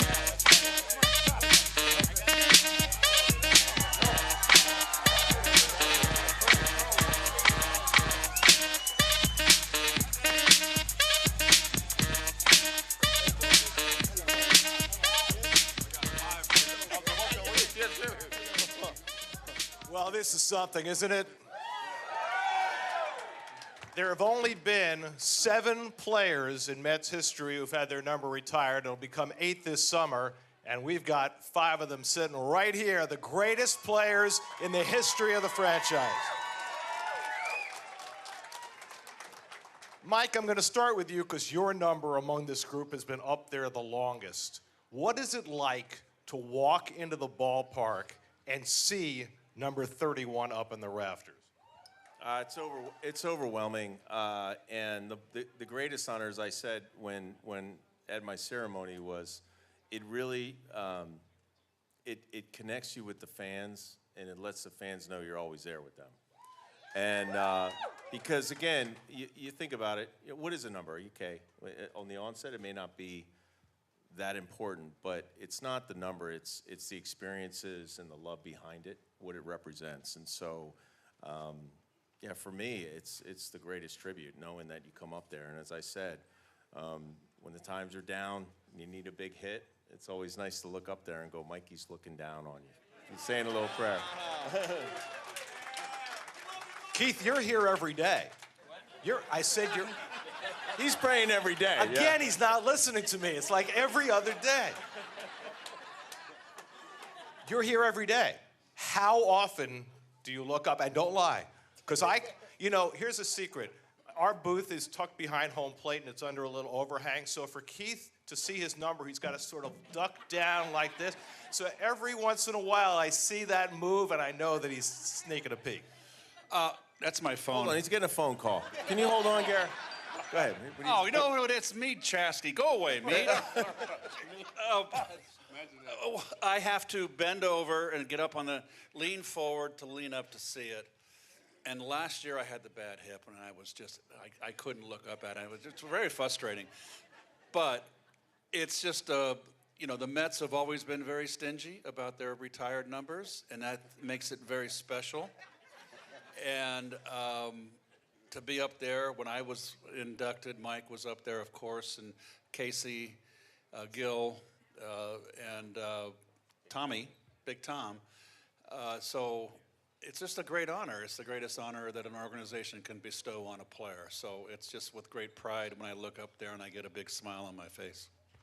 Doc and Daryl, you guys were the most recent to have your numbers put up there. What was last summer like for you? I know for me it was amazing, and when you're a kid, you never dream of that. You dream about playing in a World Series, pitching against some of your heroes or whatever, but you never dream of having your number retired. And one of the things for me, seeing that, like my grandkids who never see me play, my great-grandkids I have now never see me play, get to share that moment when they go to the ballpark now. And one of the things I like to say now to you guys that I didn't get to say because the day I had their ceremony, it started raining, but. And my teammates was rushing me to finish, but this I'm gonna say might sound a little cheesy, but it's coming from the heart. When you guys go to the ballpark and you guys see my number up there, whether you're with your neighbors, your grandson, or your kids, I want you guys to tell them that you played a part of that, because without you guys, that don't happen.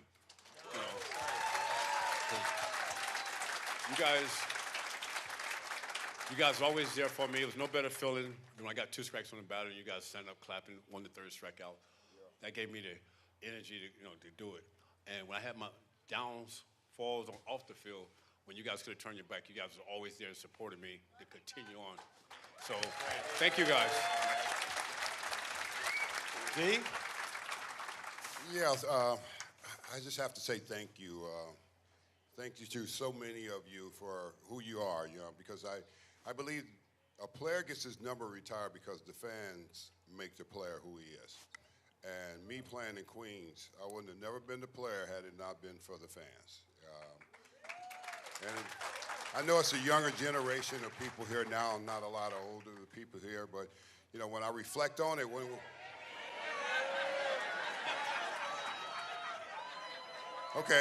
when I reflect back and look up there and see my number up there, you know who I think about?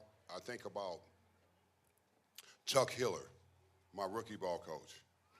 Gene Dusan, my A-ball coach. Gene Dusan, my double-A coach. Davey Johnson, my triple-A coach. And then I think about Valentine. I think about Buddy Harrelson. I think about Bill Robinson. I think about all the people that played a big part in me becoming the kind of player I was.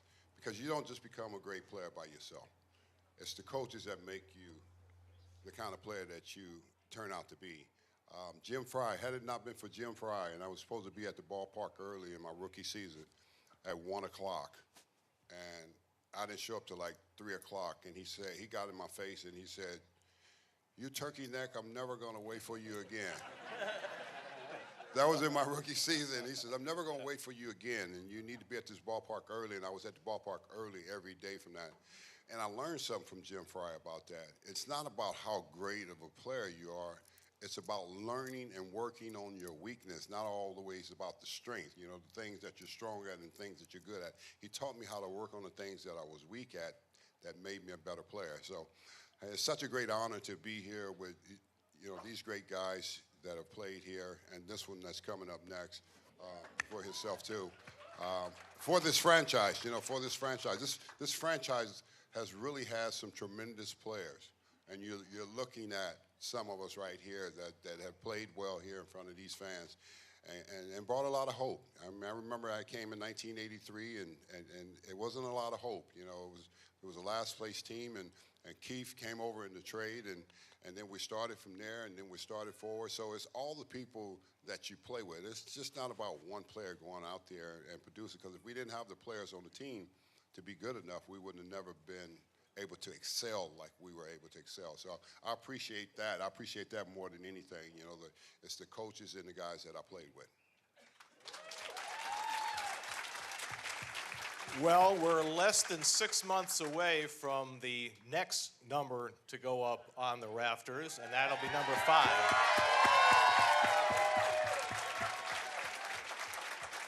David, tell me about getting the call, and tell me about what your reaction was. Well, first of all, let me say this, that I feel like I should buy a ticket for this and go sit on this side of it, because these guys are my favorite players, you know, when I grew up, and guys that I idolized. Growing up in Norfolk, Virginia, our AAA team was obviously there for a while. So I grew up a Mets fan because of our AAA team. So now getting a chance to not just share the stage here, you know, this is about as nervous as I've ever been doing something like this because of the company that I'm in. So I don't take this honor lightly. I understand the history of this organization. You know, I understand the great players that came before me. In Mike's case, taught me, you know, when we played together. Picking Keith's brain, you know, over the years, getting to know Doc, Daryl coming in after a tough game, and, you know, pulling me aside and talking about different things that happened during that game. I mean, just amazing to think that, you know, this is happening. And, you know, I've said it a million times. I believe that, you know, with the game being July 19th, July 18th, this is going to be a big prank and joke, and they're going to, you know, the day before the game say, psych, this ain't happening. But just truly an honor to share the stage. Obviously, a bigger honor to, you know, have my number next to yours. So thanks for welcoming me with open arms. In one respect, David, your number retirement will be unique because you are the only player who will have his number retired up there who spent his entire career as a New York Met.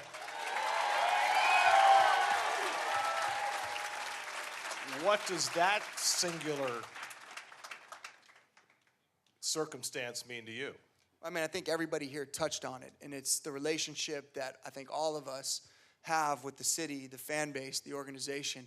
You know, I think that when you ask me about the New York Mets or the organization, a big smile comes on my face because I have a great deal of pride growing up a Mets fan, being drafted by the Mets, given my first opportunity, developed, you know, by some of these guys and some of the 86 guys and guys that I looked up to growing up.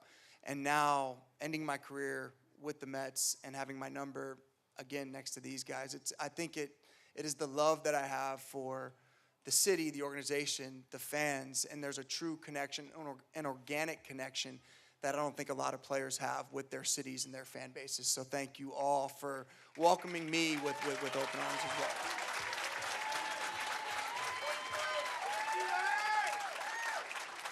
One thing that I've learned over the years is that nobody knows better what it takes to be a great player than other great players. So I'm wondering from all of you guys, what you look at with the guys sitting next to you that you admire most. Am I first? Well, I mean, Daryl kind of hinted at this, at least in my case, was the coaches for me, was when I was coming up, the coaches that I worked with that cared about me. I mean, I was a young kid who could swing the bat a little bit, but I really didn't know how to hit. And then when I met Reggie Smith, he was the guy that said, okay, you got some good hands, you can drive the ball, but you don't know how to hit. I'm going to teach you to be a hitter. And, yeah, I mean, just took me under his wing and really worked with me and believed in me, even when I struggled a little bit and had some issues with the Dodgers. He just said, when the Dodgers were going to release me, I'll never forget, he went to the meeting, and they're like, oh, we're going to release this Piazza guy. He goes, if you release him, he's going to come back to bite you in the ass because he's got something you can't teach, power. And so I think, you know, as I said, Darryl hinted on this. But as far as all these other guys up here, I think the one thing for me that, at least personally, was we all know we were fortunate to produce, to be under the gun. We were expected to produce. We were expected to get the big hits, to make the big pitches, strike out guys. But it really, it's all about the guys you played with, in my opinion. Because the synergy you have with these guys, because, again, we put up our numbers, but you got to have the guy catch the ball. You got to have the guy come out of the bullpen and get that out. So any winning team will have guys that are expected to pull the bigger part of the load, the bigger plow horses, I guess, for lack of a better word. But those guys that are, and the guys that keep things light, too. Like Darryl and I talk about Lenny Harris, how he kept us loose. You know, he's always coming up to me and saying, hey, boy, you better come up. You better get a hit. Like, and I was like, bro, like, take it easy, man. Like, you know, he goes, I'm going to ride you, boy. He goes, come on, I want that playoff money, bro. You better start hitting. I'm like, I get it. So to me, it's not so much the big name guys, but the guys who you really connected with on a daily level, on a daily basis, that kept you loose, that kept it fun. Because again, it's a long. I mean, you think about spring training, the season, the playoffs. You're with your team more than your own family, and if you don't get along, as Reggie say, if you don't get along, get it on. So we had disagreements too, but I don't know, I guess in a long way, it's about the guys. Does that make sense? Yeah, certainly makes sense. And I can add to that, what Mike said is absolutely true. You know, Mike, Darryl, myself, Doc, it can't be a one-man team. You need the supporting cast. You need the guys to get on base for you to have the opportunity to get that big hit. But I think specifically to Gary's question, what I feel about these guys sitting up with me. I've got the great pleasure and honor of playing with Darryl and Doc and watching Mike and David play and having their great seasons here with the Mets. And I think the one common denominator is God-given talent and dedication to the game, coming to the ballpark with a work ethic and being prepared to play and play hard every day. And I think that is representative here of all these guys, and that's why they succeeded on a level that the great majority don't.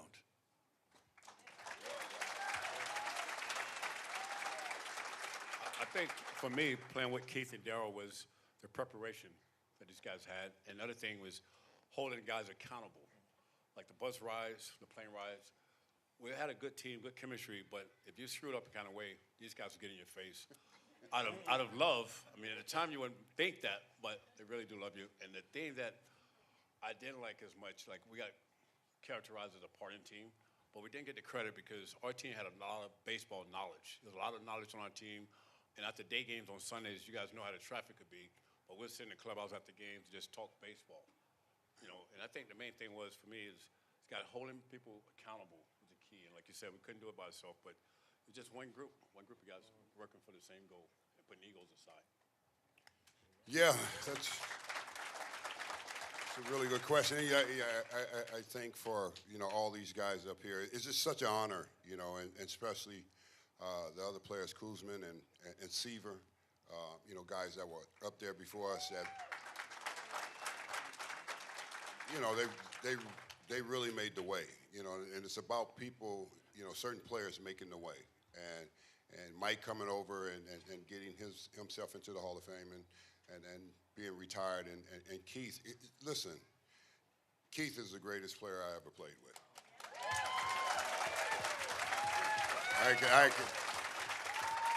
I played a lot of players, but I never played with a player that had so much knowledge, and his intensity level was just off the charts, you know. And you had to come to the ballpark, and you had to be ready to play because, you know, he was just that type of player. Once he got on the field, you know, he understood the game as well as anybody I ever seen. And the man taught me how to hit left-hand pitching. And he taught me, he taught me some things that that no one else can teach you, you know, as far as a hitter. And he taught me how to move up in the box and get back in the box when the pitcher's throwing hard against left-hand pitching. And I learned that I had left-hand pitching, and I hit 15 home runs to opposite field, you know, off of left-hand pitching because of him, you know, because of his teaching. So that was just all about, you know, a player knowledge of the game. And then, you know, watching Doc, you know, it was just always boring because when he pitched, he didn't let nobody get on base, you know. You're standing in the outfield like, Doc, give us a little action. And Doc be sitting on the bench talking about his hitting. Watch me, I'm going to get hit a bomb. I'm going to hit a bomb. It's like, man, you got 12 strikeouts. You talking about hitting the bomb, you know? So, you know, it was just all about that. And then to watch the youngster here come along, David Wright. We watched him grow. You know, after all of us had played, and he came in and he grew as a real leader, you know, a real leader for the organization, the only player that has had his entire career here, a fantastic player, but even more a fantastic person, you know, more than anything. So, you know, you salute that to young players when you see that, when you see a young player come behind you like these guys that came behind us, Mike and David, and what they really stood for. You know, they stood for being winners, you know, trying to get to the pinnacle top. You know, we know that we had already been to the pinnacle top, and, you know, we were hoping and pulling for them that they would get to the pinnacle top. And they had the same talent and same spirit that we had when we came through here. So I just admire this. I admire this organization for who they are today and what they are, and the players that they salute, you know, are honoring, and what they have done, you know, for you fans, because you guys deserve it. You know, there's no, listen, there is nothing like Met fans. You know, I'm telling you, and I'm not just saying that. There's nothing like playing at Shea Stadium. I never played here, but I played at Shea. And when you got 35 to 40,000 packed in there every night, it was fun. You know, it was fun coming to the ballpark, and it was exciting to play in front of you guys. And it was, you know, because of these guys. You know, these guys I played with, and all the other guys that we had on the teams that were here in those 80s too, were fantastic teams. So now you, David. No, just a quick anecdote. This is tough to follow up. I mean, it really is. But, like, you know, I remember as a kid in my backyard trying to emulate Strauss' swing.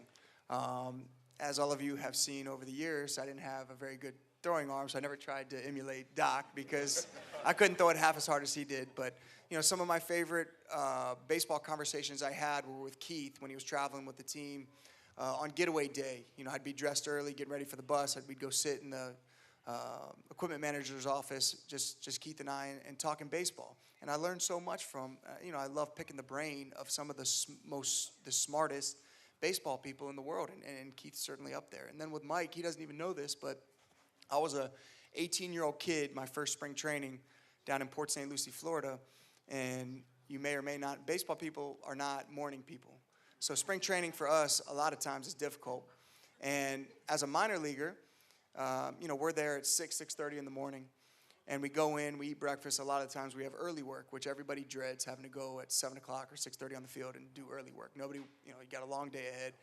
So we go out there, you know, begrudgingly. I'm going out there to take ground balls at 7 o'clock in the morning, and I hear noise going on in Port St. Lucie on one of the backfields, a very small, just infield. And I kind of peek my head over there, and it's Mike, you know, a sure thing Hall of Famer, one of the best to ever do it, doing early work on a backfield on some random Wednesday in Port St. Lucie, Florida in February or March. And that stuck with me for the rest of my career, that if Mike Piazza doesn't think that he's good enough and he's out there working hard, then who am I to, you know, complain and moan for going out there early to work on my craft. So that stuck with me for the rest of my career. So I hear a lot of humility from the five of you, and that's fantastic. But, you know, when you're the big guy, with that comes a lot of responsibility. Doc Dazen, you had the ball, or the other four of you, when you had the big at bat in a game, you were the guy and you were expected to come through in those spots. How did you handle that? How as a player, when you are the guy with the most responsibility, do you handle those big moments and make them manageable?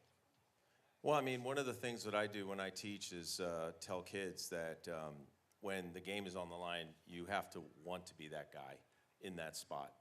And for me, it was about already visualizing that moment before I even got to the ballpark. So I would say, okay, it's 2-2 in the 8th inning. They're going to bring in this reliever with this team, and I got to try to either go deep or just get a base hit. And run that through in your mind, because I think if you visualize that, and then when you get there, it's not like all of a sudden the lights are on and you've never been there before. But I tell people, and I'm sure all these guys would agree, as a player, for me, if you don't want to be that guy with the game on the line, to me, you're in the wrong business. I mean, you got to what's that, the sign, burn out or fade away. And I think so many players are just happy being comfortable. And that's fine. There's guys like that. You need just reliable to do their thing. But like you said, I knew when we were slumping, I was like, I got to get the hit tonight. I got to find a way. And sometimes that works against you, because sometimes you expand your strike zone, you try to do too much, and you have to try to realize, okay, if they're going to walk me, I got to take that walk, and hopefully the guy behind me does the job. But it's just a certain intangible that I think you can't really teach. And I know these guys up here were in that same mindset.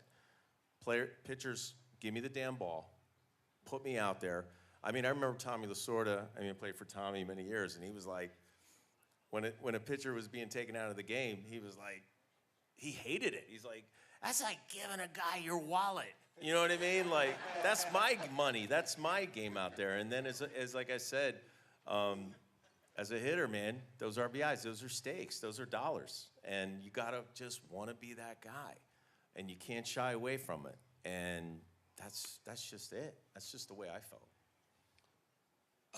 With me, my dad taught me, my brother and I, how to hit. But throughout our life, since we sawed off a Little League bat when we were about 6 years old and started throwing tennis balls in front of the garage door for us in batting practice, and then working into 8 years old, my first year in Little League, always in BP, my brother, he'd throw to both of us, and one of us would shag. The last 10 pitches of every round would be 7th game of the World Series, 2 outs, bases loaded, bottom of the 9th, down by a run, Whitey Ford on the mound, Bob Gibson on the mound, and my dad would jack up the velocity. And it would be last 10 pitches. And he goes, you got to, like Mike just said, we were taught, you got to want to hit with men on base. The toughest at bat for me was leading off an inning. I had to go in there and hustle in. I had we all have our little things in the on-deck circle, and we can prepare, put our helmet on or pine tar. But when you lead off an inning, I had to rush in, and fortunately I wasn't out in left field or right field. But and then rush to that at-bat. And then, you can say it's not an important at-bat. Yes, it is, because you're leading off an inning, and now you've become a leadoff hitter. Late in the ball game, you're down a run. You need a base runner. You're down 2 runs. You become a different, at least for me, become a different hitter. I had, of course, Carter and Darryl behind me, and start the rally. So there's two situations as you hit. But like Mike said, you've got to want to drive it in.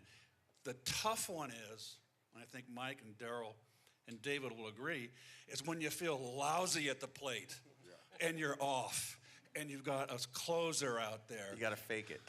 And you just don't feel good at the plate, and it's a big hit. And that's when you really got to, I'll say it again, you got to bear down. I know for me, it's been days where I felt lousy at the plate too, Keith. I was a decent hitter. There you go with that. No, but I agree. You got to, for me, it was in a situation where you want to accept that situation. There was no disrespect against the opposing team, but in that situation, you always got to feel like you're better than the guy you're facing. You got to have the confidence. And my dad taught me, like Keith mentioned, but he taught me about the hitters you face. I only had 2 pitches. He said, try not to pay attention to the name on the back of the jersey. Just pitch your game, make your pitches until they show you they can hit you at that situation. And then the team that I had, having Keith at first base, he was like my assistant pitching coach my rookie year because he knew all the hitters, and he would come up to the mound and tell me how to pitch certain guys that really helped. Now, obviously, my second year in '85, having Gary Carter as a catcher, all-star catcher, bulldog type of catcher. A veteran guy who respected me every time out. It didn't matter what the score was, but he wanted me to pitch a complete game, 10-plus strikeouts, and a shout. That's what he wanted. And Gary's the type of guy where he knew how to get the best out of each pitcher. We had a young staff, but he knew how to get the best and work each pitcher to get the best out of them. And dealing with the media was a big part as well, being in front of your locker. Darryl helped me with that when he went through his first year in '83. Can I ask you a question? So- When he caught you in the All-Star game, did you really click with him, the one in San Francisco? So what was amazing, good question. So the All-Star game, I've never been so... I watched that game. No, I've never been so nervous in my life. I was only a year and a half out of high school, and it was one of those games where you want to get in, but you was okay if you didn't get in.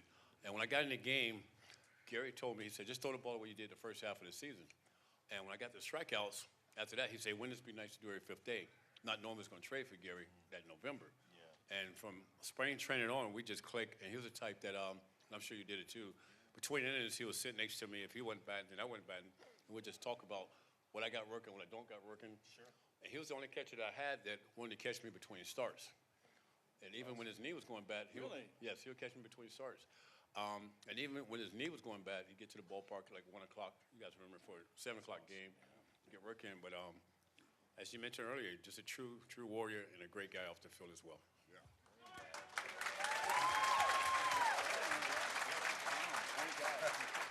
I remember watching that game.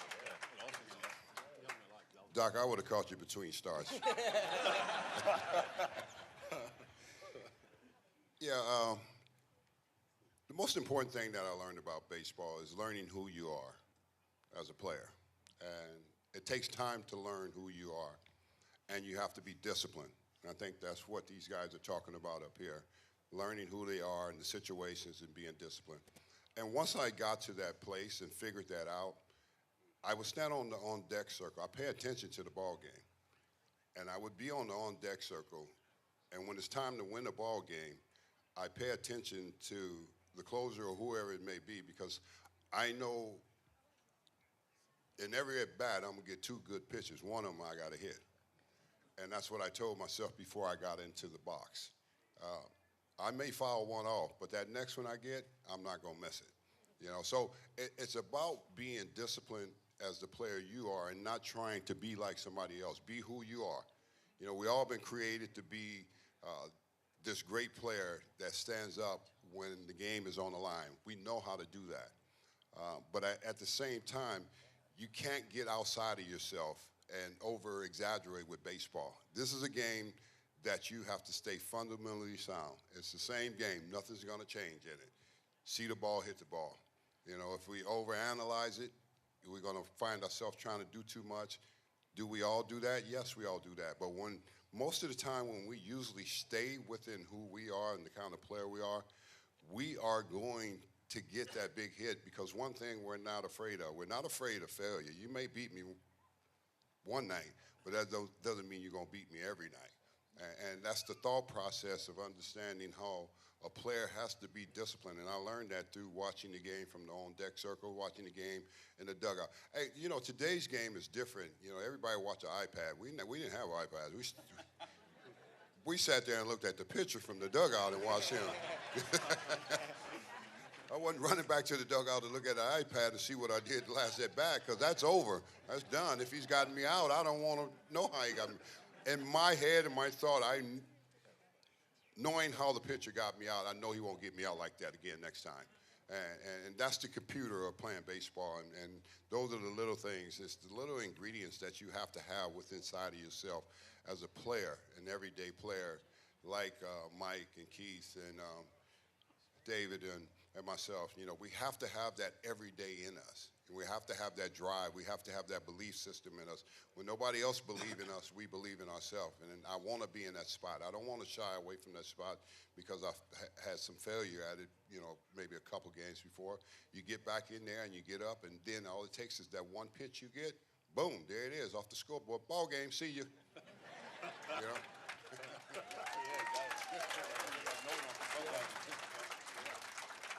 Yeah, mine didn't go off the scoreboard. Mine just barely went over. Now, this is kind of like the new age rookie hazing where I got to go last and follow all these thoughtful responses, and I got to try to make up something on point. But, for me, it was always just the preparation aspect of it. I always felt like when I took the field, no matter who I was playing, no matter who was on the other team, that they may be better than me, they may be more athletically gifted than me, but I was more prepared than all of them. So I knew that for that one at-bat or that one game or that one play at third base, that I was prepared for that moment. And I think that was instilled in me at a young age by, I had a father who was a police officer. My mother drove our school bus. That blue-collar, bring-your-lunch-pail attitude to work every day kind of rubbed off on me, and I knew that I had to make up for, maybe not being the most physically gifted player with my hard work. And I think that was taught to me at a young age and something that stuck with me, that when I got in that big spot, it was all about the work that I had put in before to be successful in that spot. And that kind of stuck with me my entire career. A lot of you in answering that question brought up how you were raised to play as kids. And, here you are in the pantheon of the greats in Mets history, but, everybody begins playing baseball as a kid, 6, 7, 8, 9-year-old kid out on the field with their friends.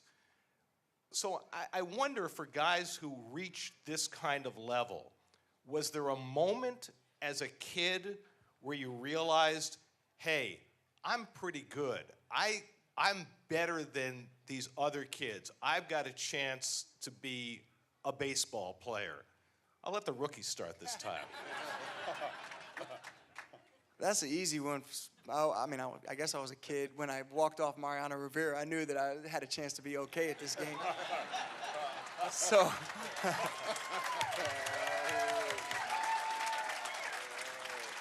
but for me, I always had like those doubts. And I think until I got to the level where I had a taste of success, that allowed me to gain more confidence, which allowed me to have more success. And it was this never-ending game of more confidence, more success. And I think that was, for me, a moment that sticks out where I was like, okay, I belong here. When you can, battle against one of the best to ever do it, come out on top, that gave me so much momentum moving forward.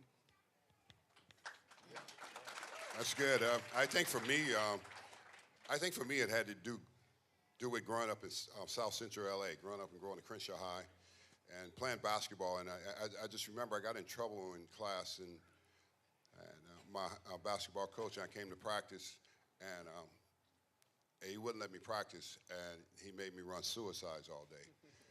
So I realized right there that it was going to have to be able to be determined to not give up and not quit. There's going to be some challenges, there's going to be some adversities no matter what that you're going to go through. But if you press through, you can come out on the other side, on the greater side, and an advantage to everybody else. Because when you grow up in those kind of communities like that, there's real challenges out there. There's crime, there's streets, and you got to make a decision. Are you going to go to school and play ball and do right? And that helped me, when I got into high school, and the coaches brought that extra discipline that I needed. And then I knew from there, when I was growing up and watching the Dodgers and the Cincinnati Reds play, and watching the Big Red Machine, and remember the game of the week, and they were always talking about the Reds and Cincinnati and all these great players, and then they pulled out this one player, and his name was Pete Rose, Charlie Hustle, and I saw him play, and I saw that his uniform was dirty, and I realized that's what I wanted to do. That's what a baseball player looked like when I saw Pete Rose play. For me, I didn't realize it till Little League. I dominated Little League until I was 12, but then when I got 13, we got on the Hitting home runs, walk-offs. But when I got 13, we got on a bigger field, and things kind of even out. When I got to high school, we had a staff. We played like Tuesdays, Fridays, Saturdays. But our pitching staff was, you guys know Floyd Yeomans was on the staff. We had a guy, Vance Lovelace, a big lefty. He was drafted first round by the Dodgers. Then we had a guy, Albert Everett, who was Carl Everett's older brother, that was drafted by the Twins. So my junior year, well, my sophomore year, I played, but I didn't make the rotation. I was like a relief pitcher, didn't do much. My junior year, we had those pitchers, and halfway through the season, Yeomans got kicked off the team for missing practice. He moved to California with his dad, and that's when I got my opportunity to pitch. So at that time, like, scouts used to come and watch Lovelace and Everett, and when they would leave, whether I'm in the bullpen or starting, my dad, who was probably my biggest fan, would tell the scouts, you guys should hang around and watch my son pitch. So I probably didn't realize I had a shot until my junior year of high school when I got the opportunity to pitch. Had Yeomans got not kicked off the team, I wouldn't have pitched until my senior year. I only had the 1 year. But the way it turned out, I took Yeomans' place, and then the Mets, obviously, the next year took me 1 and took Yeomans 2.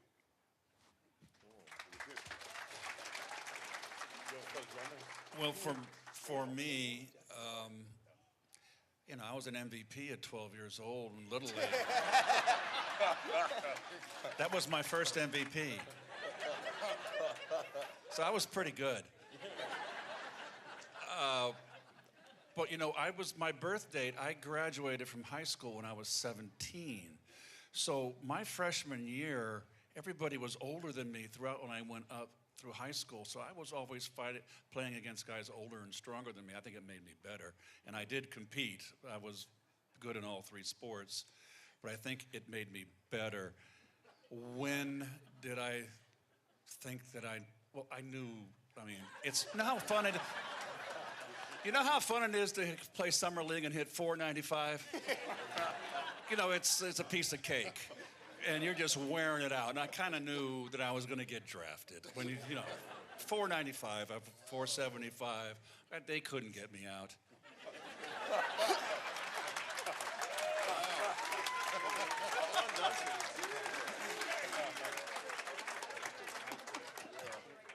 Well, I mean, my path's probably a little bit different than most of these guys. I didn't hit .495 at 12 years. But no, the one thing I will say was a watershed moment in my career was Dodgers drafted me in the last round in '88 out of junior college.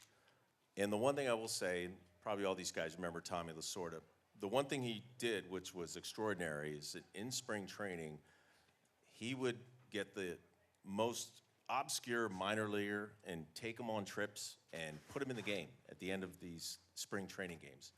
So I'm on the bus, split squad game, down to West Palm Beach, where the Braves and the Expos used to have spring training. I had drafted 62nd round out of a junior college in Miami, had instructional league. I just converted to a catcher. I'm on this split squad. Joe Malfitano was the manager at the time. I'm sitting in the bullpen, and they call up and they go, Piazza, you're in the game in the 6th inning against the Atlanta Braves. And I'm like, what? They go, you're in the game, get ready. I'm like, I'm in the game. I get in, I'm catching this guy. You may remember him, Mike Hartley, great guy, little split. I was so nervous. Like, I literally was shaking. And the first hitter was Dale Murphy. If you get and now again, to put it in perspective, last round pick, junior college, first spring training, had just instructional league experience, a little bit in the Dominican as a catcher, and the first spring training game I'm catching, and I'm like, it's Dale Murphy, 2-time MVP, a guy I used to idolize watching, and it just, but the strange thing was, after that game, I didn't do great. I mean, it was a split squad, we ended up losing, but I started thinking, you know, I can do this. You know, it was amazing experience for me. Didn't really get to hit, but I started thinking, okay, these guys are human beings. You know? They're very special human beings. But I give Tommy a lot of credit for that. He really was the one that was able, and some guys never made it, but he would bring these guys and throw them in the game, and that was one thing that was really special about coming up with the Dodgers. That helped my career personally. All right, in a few words from each of you, greatest day as a New York Met. Today.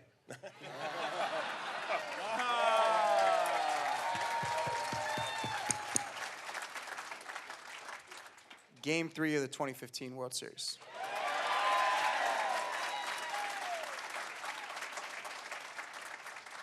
I would say June 1st, 2024, when they retire my number.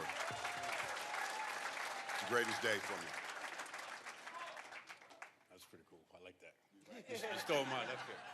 Yeah. For me, it was in 1986 when we clinched against the Chicago Cubs at home.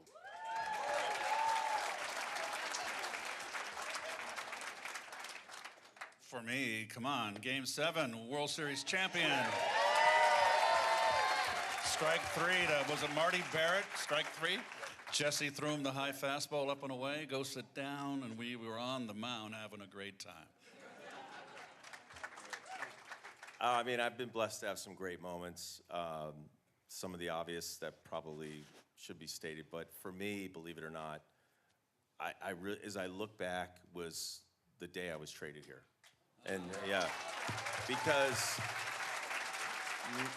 and I mean this, not only did it make me a better player, but it made me a better person. It made me realize that you're not that great, you gotta work hard, and these people will take you in, but you gotta prove yourself, especially for myself who didn't come up with this organization. And I knew at that point my life was changing. At the time, I didn't know if it was for the better, but it ended up being the greatest day of my life. So thank you. Ladies and gentlemen, the upper echelon in New York Mets history. David Wright, Darryl Strawberry, Doc Gooden, Keith Hernandez, Mike Piazza. Thank you.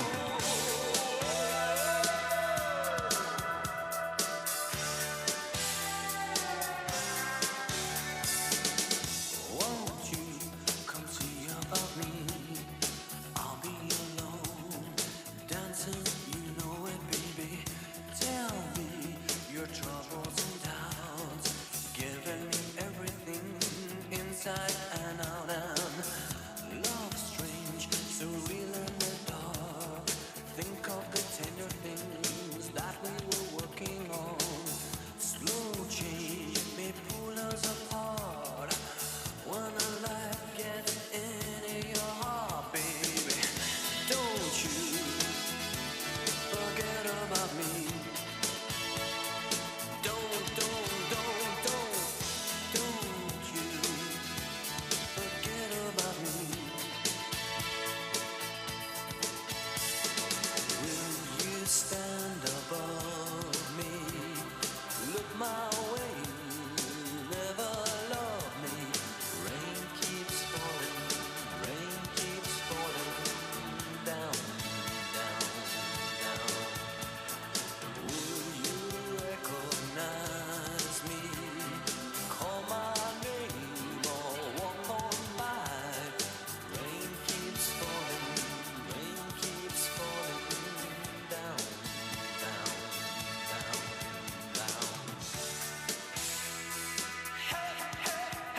right, Mets fans. Amazing Day has one more panel remaining. So in just a few minutes, we will urge everyone to take their seats once more as we enjoy a conversation with 7 members of the 1986 World Championship Mets.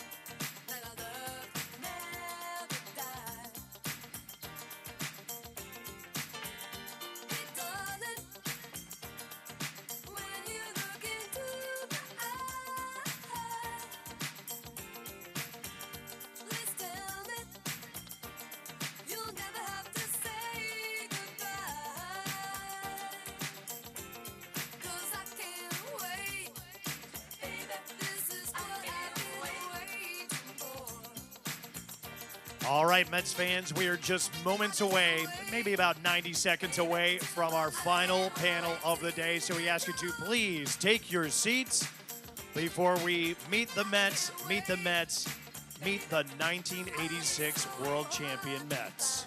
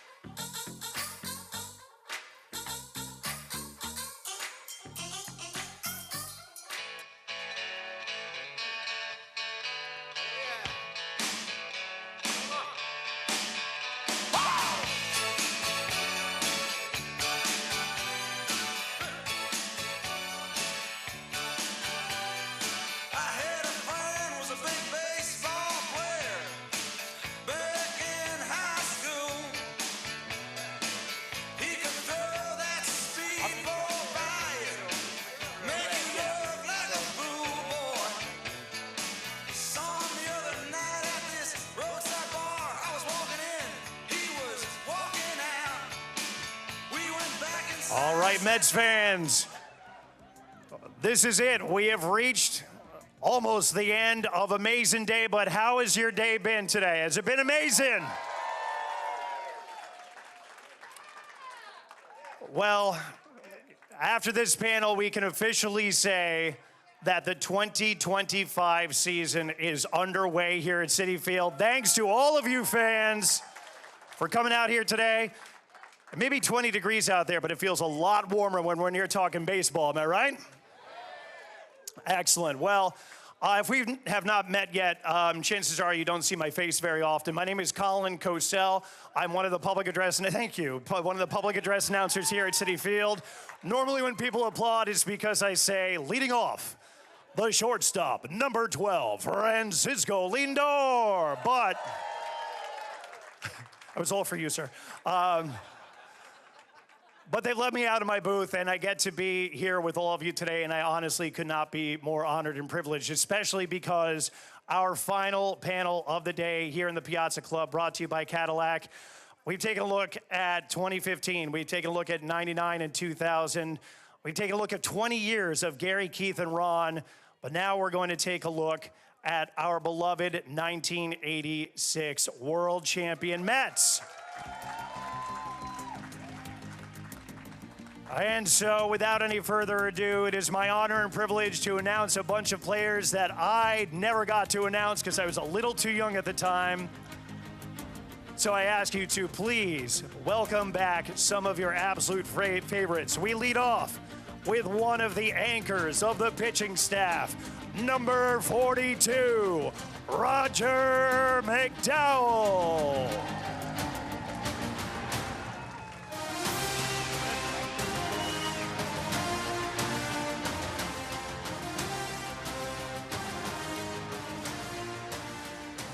Up next, we have World Series MVP, number 22, Ray Knight. And he is joined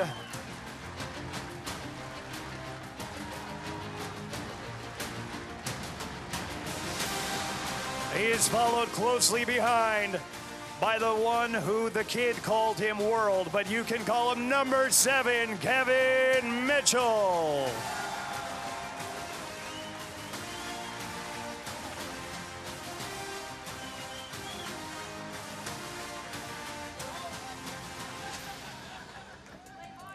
Up next, when I say the word shuffle, you think of this player. None other than number 11, Tim Tuffle.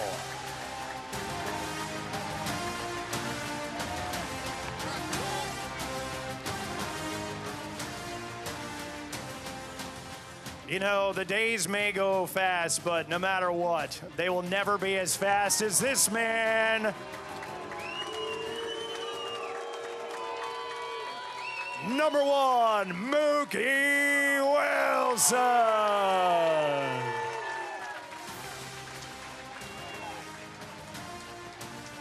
And last, but certainly not least, the man who dominated the mound and had one of the hardest pitches to throw in Major League Baseball. Give it up for number 16, Dwight Doc Gooden.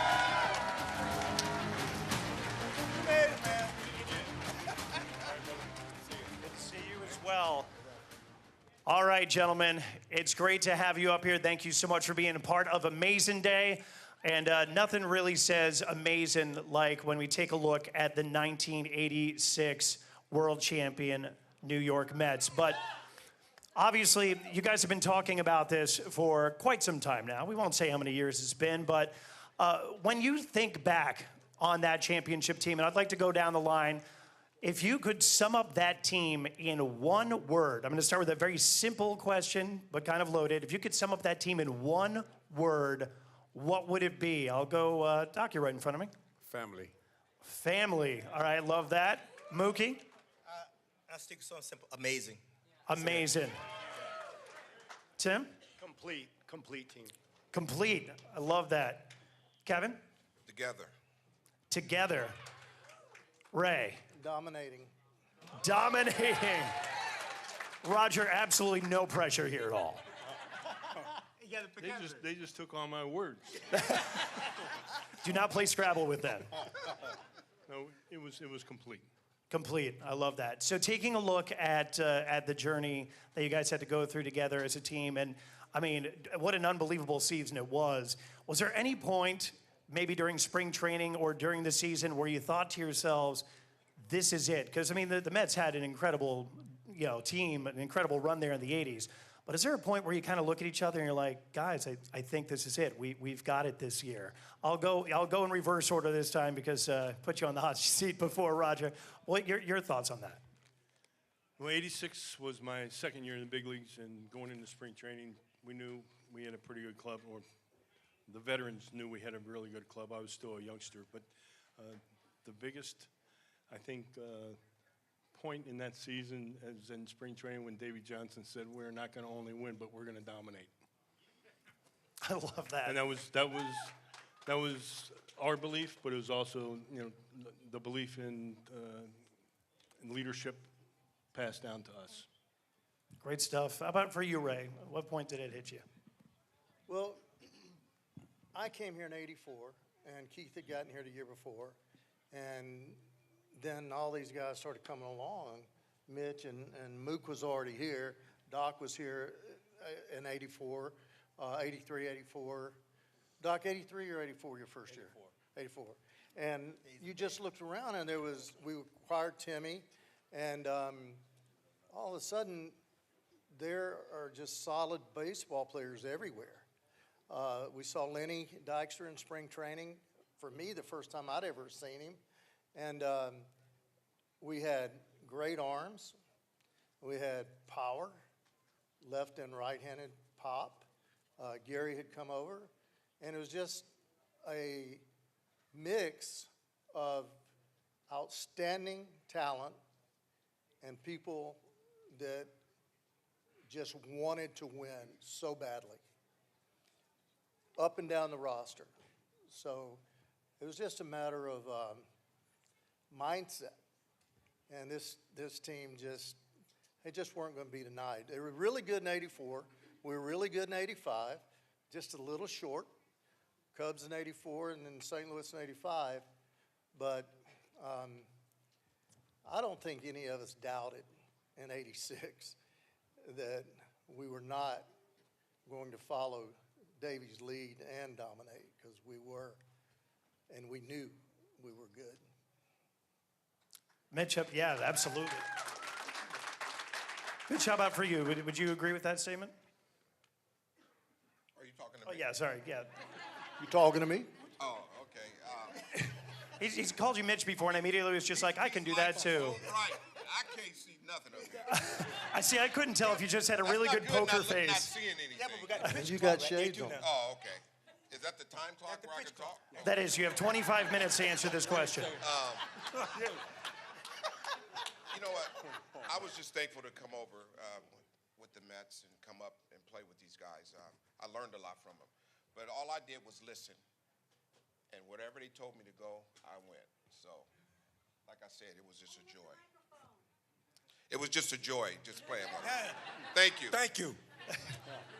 Well, that's Mookie's job. He's supposed to be Yoda up here telling me what to do. But I was just thankful to come over here and play with these guys. And to all the kids out there who didn't hear it, Kevin said he did what he was told and just listened. So to your parents, just remember and instill that. What did Kevin Mitchell say? Yeah, you have to listen.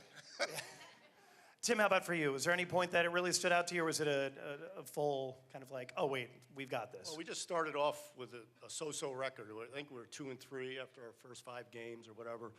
And we put a run together of 10 in a row. And from that point on, we didn't look back. I mean, by the All-Star break, they had the count already happening of when we were going to close out the season. And for me, walking into spring training and seeing the guys in the locker room, I came over from Minnesota Twins, if you didn't know. I got traded that particular offseason. I came walking in, and you got Mookie, you got Gary Carter, you got Straw, you got Doc. I mean, when you looked around, you just said, man, these are all all-stars. And this guy here, he becomes MVP of National League, and he's on the bench. He goes to San Francisco and lights it up. But that's the talent. You had Hojo on the bench, who was the 30-30 guy for, 2-3 years? Yeah. Unbelievable. So we had talent not only on the field, but waiting to get on the field. So there was a lot of depth. Frank Cashin did a heck of a job. And then you look at the pitching staff, and they were all young. And Aguilera, we talked about it today. Rick Aguilera was our 5th starter. And he's a dominating closer for the Minnesota Twins for all those years. And he had nasty stuff, but he didn't, come up with that split finger until, I think his last year with us. But, those types of happenings, when you look around for the talent level was there as soon as we walked into spring training. And it kind of lit up, because I came from another organization. We didn't have that talent. But we had it here, though. Doc and I were just looking at each other, and we're like, he's got a really good point there. You had Kevin Mitchell, who's a Silver Slugger and league MVP, on the bench at that point. Like, that just speaks to the wealth of talent there on the team. Mookie, what about your thoughts? Was there any moment where you're like, this is it, we've got it, boys? I think after the '85 season, I knew we had the talent to win. I thought we should have done it in '85. But '85 season, after that, I said, we just got to stay healthy. That's all I was worried about. How about for you, Doc? For me, it's tough going last because Mookie just stole my words. I was thinking the same thing. It was 2 things. '85 season, when it was over, like I say, won 98 games and finished second, had to go home. It's no wild card back then. And I remember the last home game we had when we were waving our hats to you guys, to the fans. We knew we had something special coming. It was just a matter of time, and I think you guys felt that too.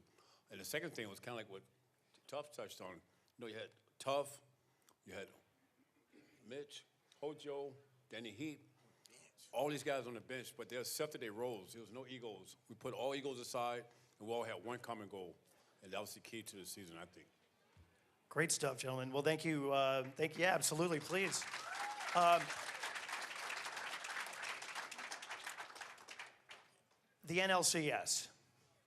Let's talk about that a little bit because, just everyone, obviously, the attention goes immediately to the World Series, Boston, but the Houston Astros, and for the kids out there, believe it or not, they were in the NL once upon a time.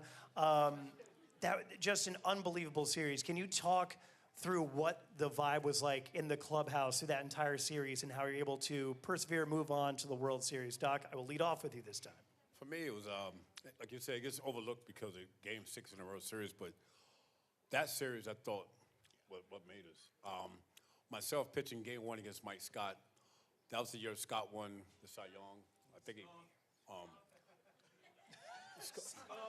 technically, it wasn't Mike Scott. It was Alan Ashby. It was Alan Ashby, the catcher, was doing the shin guard, from what I heard. So Mike Scott was good. But to your point, like a lot of times with pitchers, we say the political correct answer is we don't worry about the opposing pitcher. We worry about the lineup. But when you're pitching against Mike Scott, you're worrying about the opposing pitcher. Because we knew that year, it was going to be limited to runs against Scott. And unfortunately, I gave the home run to Glenn Davis in the second inning, and it stood up. They ended up beating us 1-0. But that series was unbelievable. In Game 6 of the playoff, of that series, when it went 16 innings, I think it was, we knew we had to win that game because we was going to get Mike Scott in Game 7. And the hitters probably can answer this better than me, but I think we was more concerned about catching Mike Scott cheating than we was getting hit off from him. No offense, guys. That's just my opinion. That's right. That's my You're opinion. right. Scott was tough. He was tough. Focus went from trying to hit the baseball to worrying about whether he's scuffing it. I almost want to do an entire expose on that alone because, sir, you really got the ball rolling on this one. But, Mook, I'd love to get your perspective on that NLCS. The NLCS was probably one of the best series I've ever been involved in. Going into that series, my personal opinion, I thought Houston Astros matched up with us as well as any team there was. And I thought that getting through them was going to be it, And it was as tough as we thought it was going to be because they had power, they had speed, they had pitching. They could match up with us.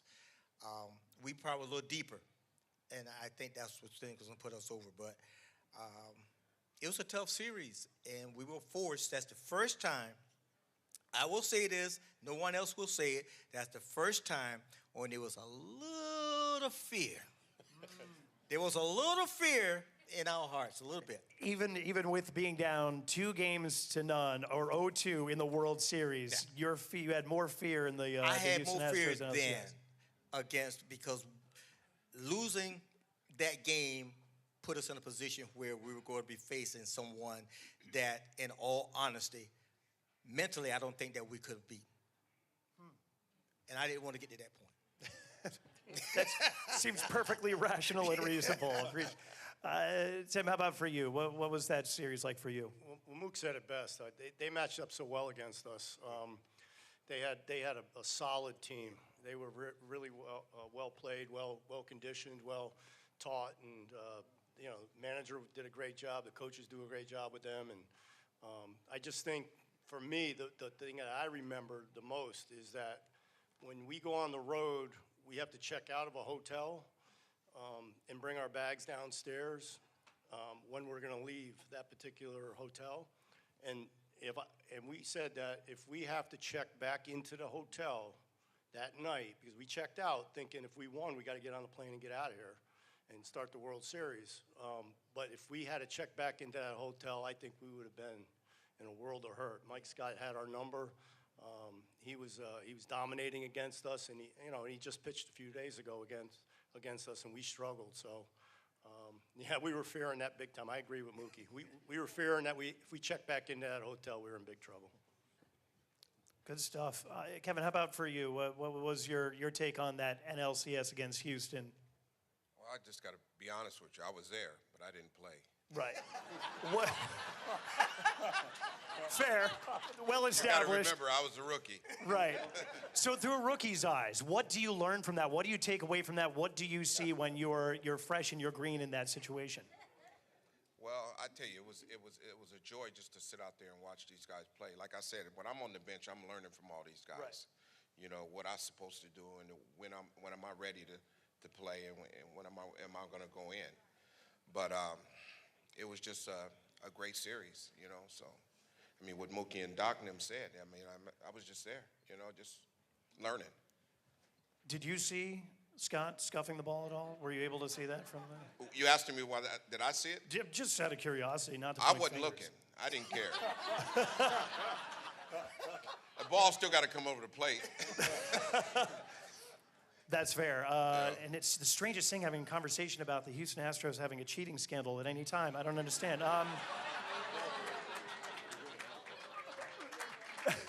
Too soon? I promised I wouldn't make jokes like that in 2025, and that resolution is gone. Ray, how about for you? What was your experience at that NLCS? I had a little different perspective. I was with the Astros for 4 years, and I got traded in '84 in late August. I didn't think they were tough mentally. I knew that Nolan Ryan could strike out, 16, 17, 18. I know they had hitters, but in that ballpark, didn't have any pop until Davis got over there. They were much improved. But I didn't fear them. I did not go into that fearing them. I felt we didn't fear anybody. That's what I'm saying, and I'm not. I mean, everything these guys are saying, I understand, and I was right in there listening to everybody talk about, hey, if we get to Mike Scott tomorrow, we might be in trouble. But what I saw was, for the first time in that whole season, we doubted ourselves in some aspect of the game. And we didn't go into the game prepared, or the series prepared mentally. And I didn't think that early. I only thought it after I started hearing the chatter. I'm worrying about those pitches. And our focus was definitely thrown off. But I wasn't worried about Mike Scott the next day, because there was a lot of guys I didn't hit. Sometimes you make a good pitch, I wasn't going to hit you. So I just hoping you're going to make a mistake. So I moved up in his other start. I moved up in front of the box, hit the ball hard three times, 0 for 3. So, so what? I hit it, but yeah, they were really good. They were really fundamentally sound. They were strong. They didn't have the bullpen that we had. Nobody had the bullpen that we had. So if we could get to those late innings, I just feel like we're going to win. And we proved it in the World Series, and we proved it in that Game 6. So, but I don't think deep down we were scared of those boys. No. I don't think we were scared of those boys. Might have been a little nervous about the one guy. Now, Ray, I have to ask, because I asked this of Bobby Ojeda another time, and that was being, playing against your former team. You still had friends on that team. Not on those days.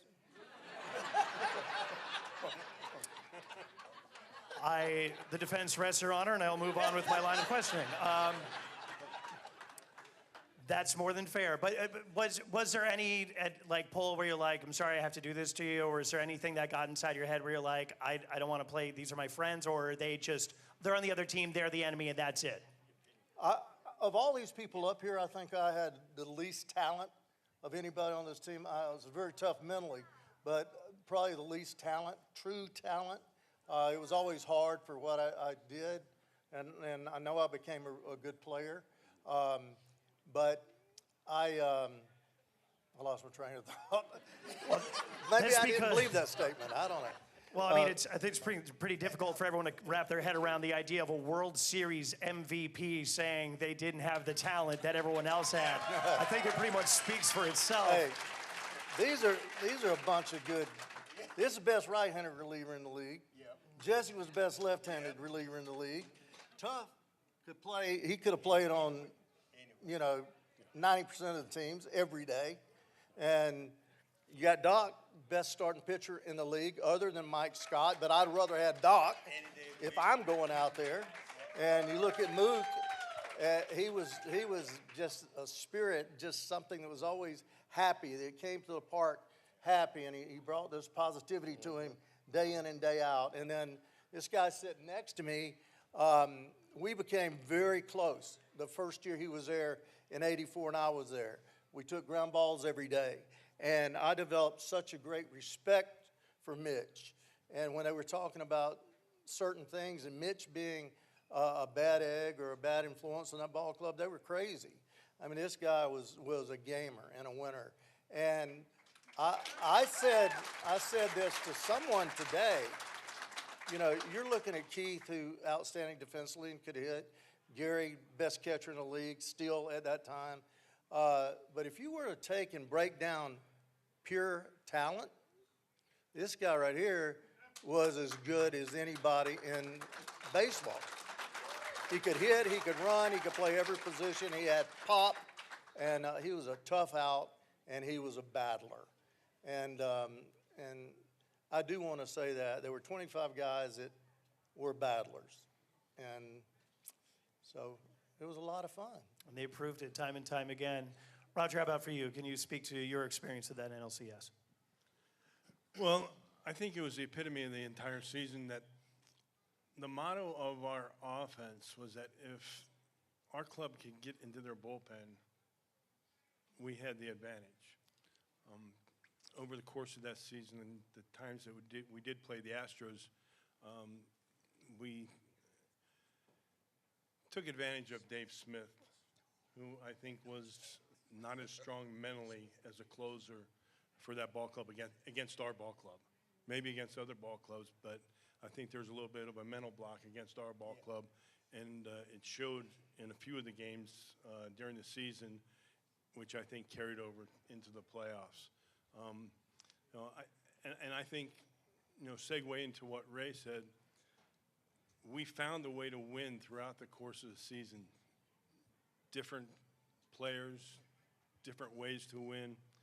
And I think that if we had to face anybody in Game 7, we would have found a way to win.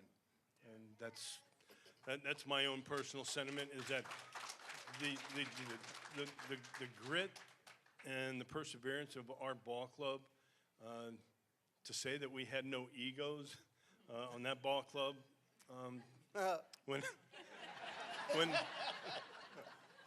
when we crossed the line, there were no egos. It was how we're going to win this ball game and who can help us win, whether you're coming in as a platoon player or a reliever or as a guy coming off the bench to hit late in the game. So that was, I think, the crux of the season was we showed as a ball club and the veteran leadership with Ray and Mookie and Keith and Gary, that everybody contributed in a certain way that made us a winning and championship ball club. Excellent stuff. Thank you so much, Roger. Yes, please. All right, gentlemen, so I hate to put a number on this, but we're approaching the 40th anniversary of the 1986 championship team. And right now, there's obviously a lot of buzz about what's going on here in Queens with the 2025 and beyond Mets, with leadership and signings. And there really seems to be a culture shift. I think everyone can agree. You guys have been basically the fallback team to celebrate for the New York Mets organization for nearly 40 years. Two-part question, and I mean this from the bottom of my heart. Does it ever get old? And are you excited for or kind of like trepidatious about that next championship team in, say, I don't know, October of 2025 or 2026?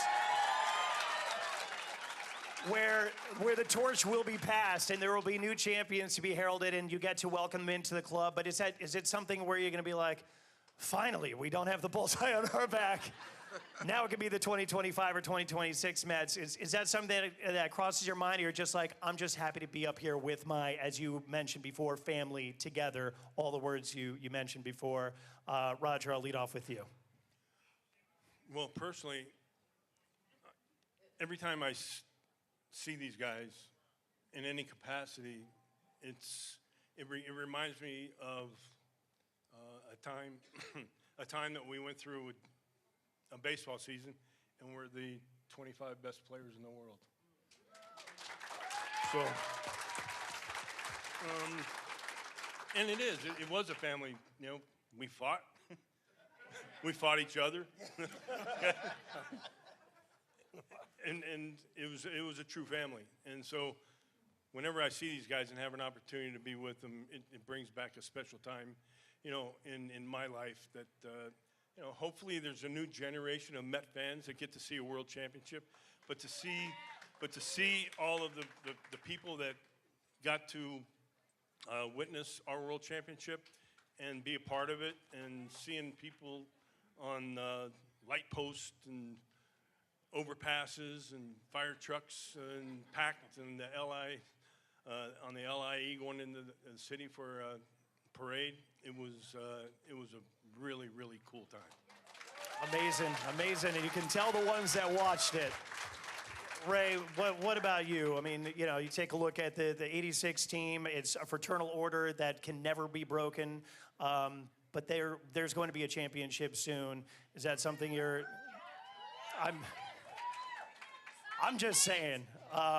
But no, for you, do these reunions, do they ever get old? Is it something where you just like, these are truly my brothers, my family? Oh, they're absolutely my brothers. We're brothers. We care about each other immensely, and that's the way we played. And what I see is an outstanding ball club coming along. See an owner that's willing to spend the money and try to put together a group that has talent and doesn't have weaknesses. You can't have weaknesses. If you do, you're going to be exposed over time. And depth is critical. The thing about our club is every time you look anywhere out there, we got rid of MVP George Foster in September because we had players that came along that were better. Mookie outplayed him, Dykstra outplayed him, and of course Straw. And here's a guy that paid $2 million a year for to come over here. But I pull for the Mets. I always have. I always will. I don't think that they're any threat to us. I think that the 86 Mets are always going to be remembered. Yes. So go knock yourself out and win yourself a World Series. They just don't give them out, though. Right. They just don't hand them out. And but I do believe that this ball club has a chance to do some big things. Yeah, there will only be one 1986 Mets. And I did not mean they were going to be a threat to you, whoever's next champion, by the way.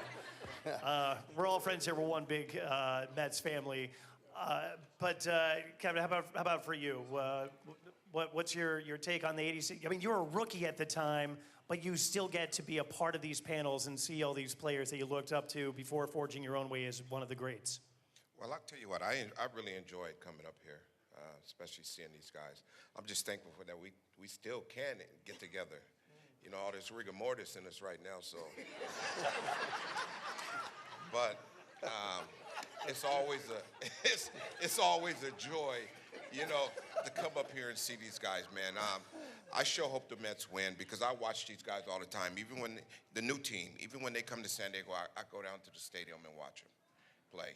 I enjoy watching them. I like Francisco Lindor. I love the way he plays the game. And I tell him that every time I see him. So, but I sure hope you guys do win. Hope they win it this year. Great stuff. And to this day, that is the first time I've ever heard a crowd of people laugh when the term rigor mortis was actually brought up. That is a first for me. Tough, how about for you? Taking a look at the 86 team and future Mets champions. You still get to be here with all of your teammates and family. It's great to come up here to New York and be a part of the Mets organization and see these guys. We turn to each other and go, well, where's the rest of the team? You know what I mean? Like, we miss being around each other and celebrating together and making sure everybody's here. You know, Gary Carter passed away. We're not getting any younger. Things like this are going to happen now, but we're just enjoying our time together. When we come up here, we get to hug each other and hang out. I could turn to Doc and say, Doc, you can still eat. You know, it's like we're walking into a locker room. You know, we can have fun, we can kid each other. Yeah. And he goes, man, these guys from Tampa, we can hit. You know, that's Doc. Doc loved to hit. So it's still bringing back memories and just a joy to come up here. As far as the new team, you know, please replace us. You know, please. We've been waiting for 40 years. I've coached in the organization for a long time and was third base coach and all that. You guys all know that, but I know all these. I know a lot of the kids that are up here, you know, playing, and we're just pulling for them. We want them to be the next ones. So, you know.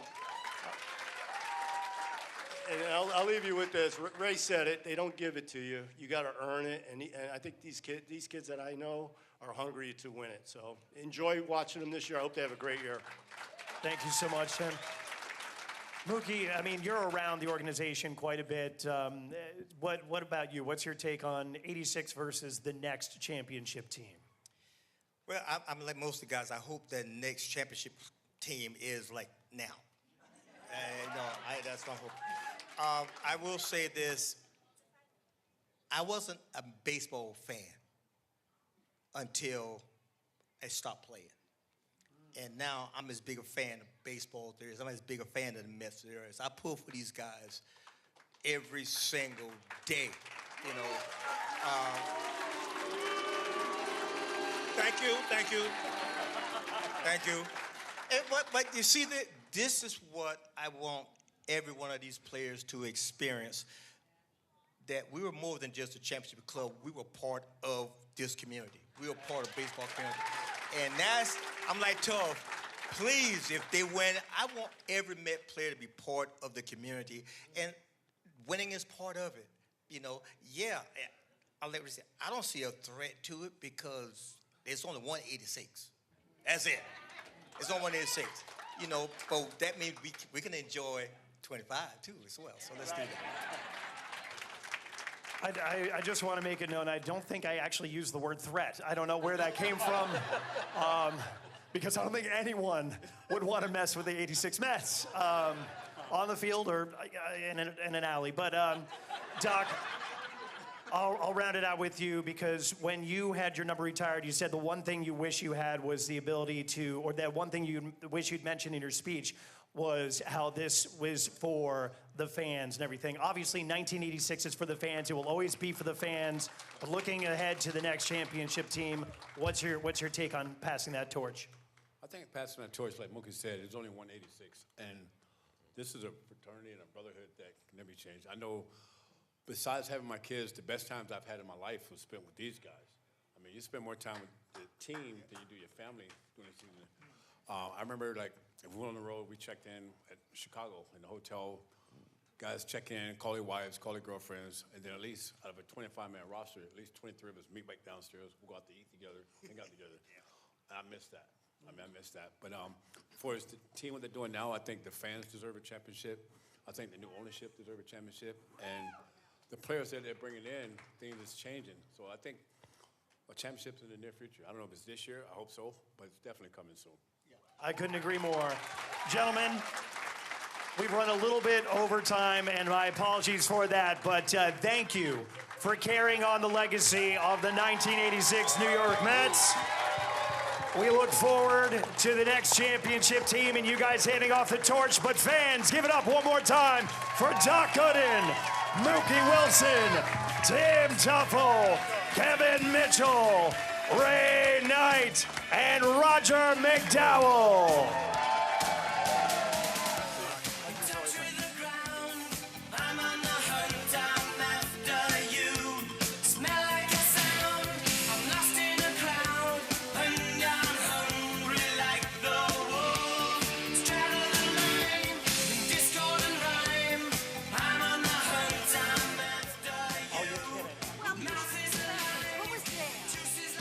I can tell by the applause. Give me 1 second.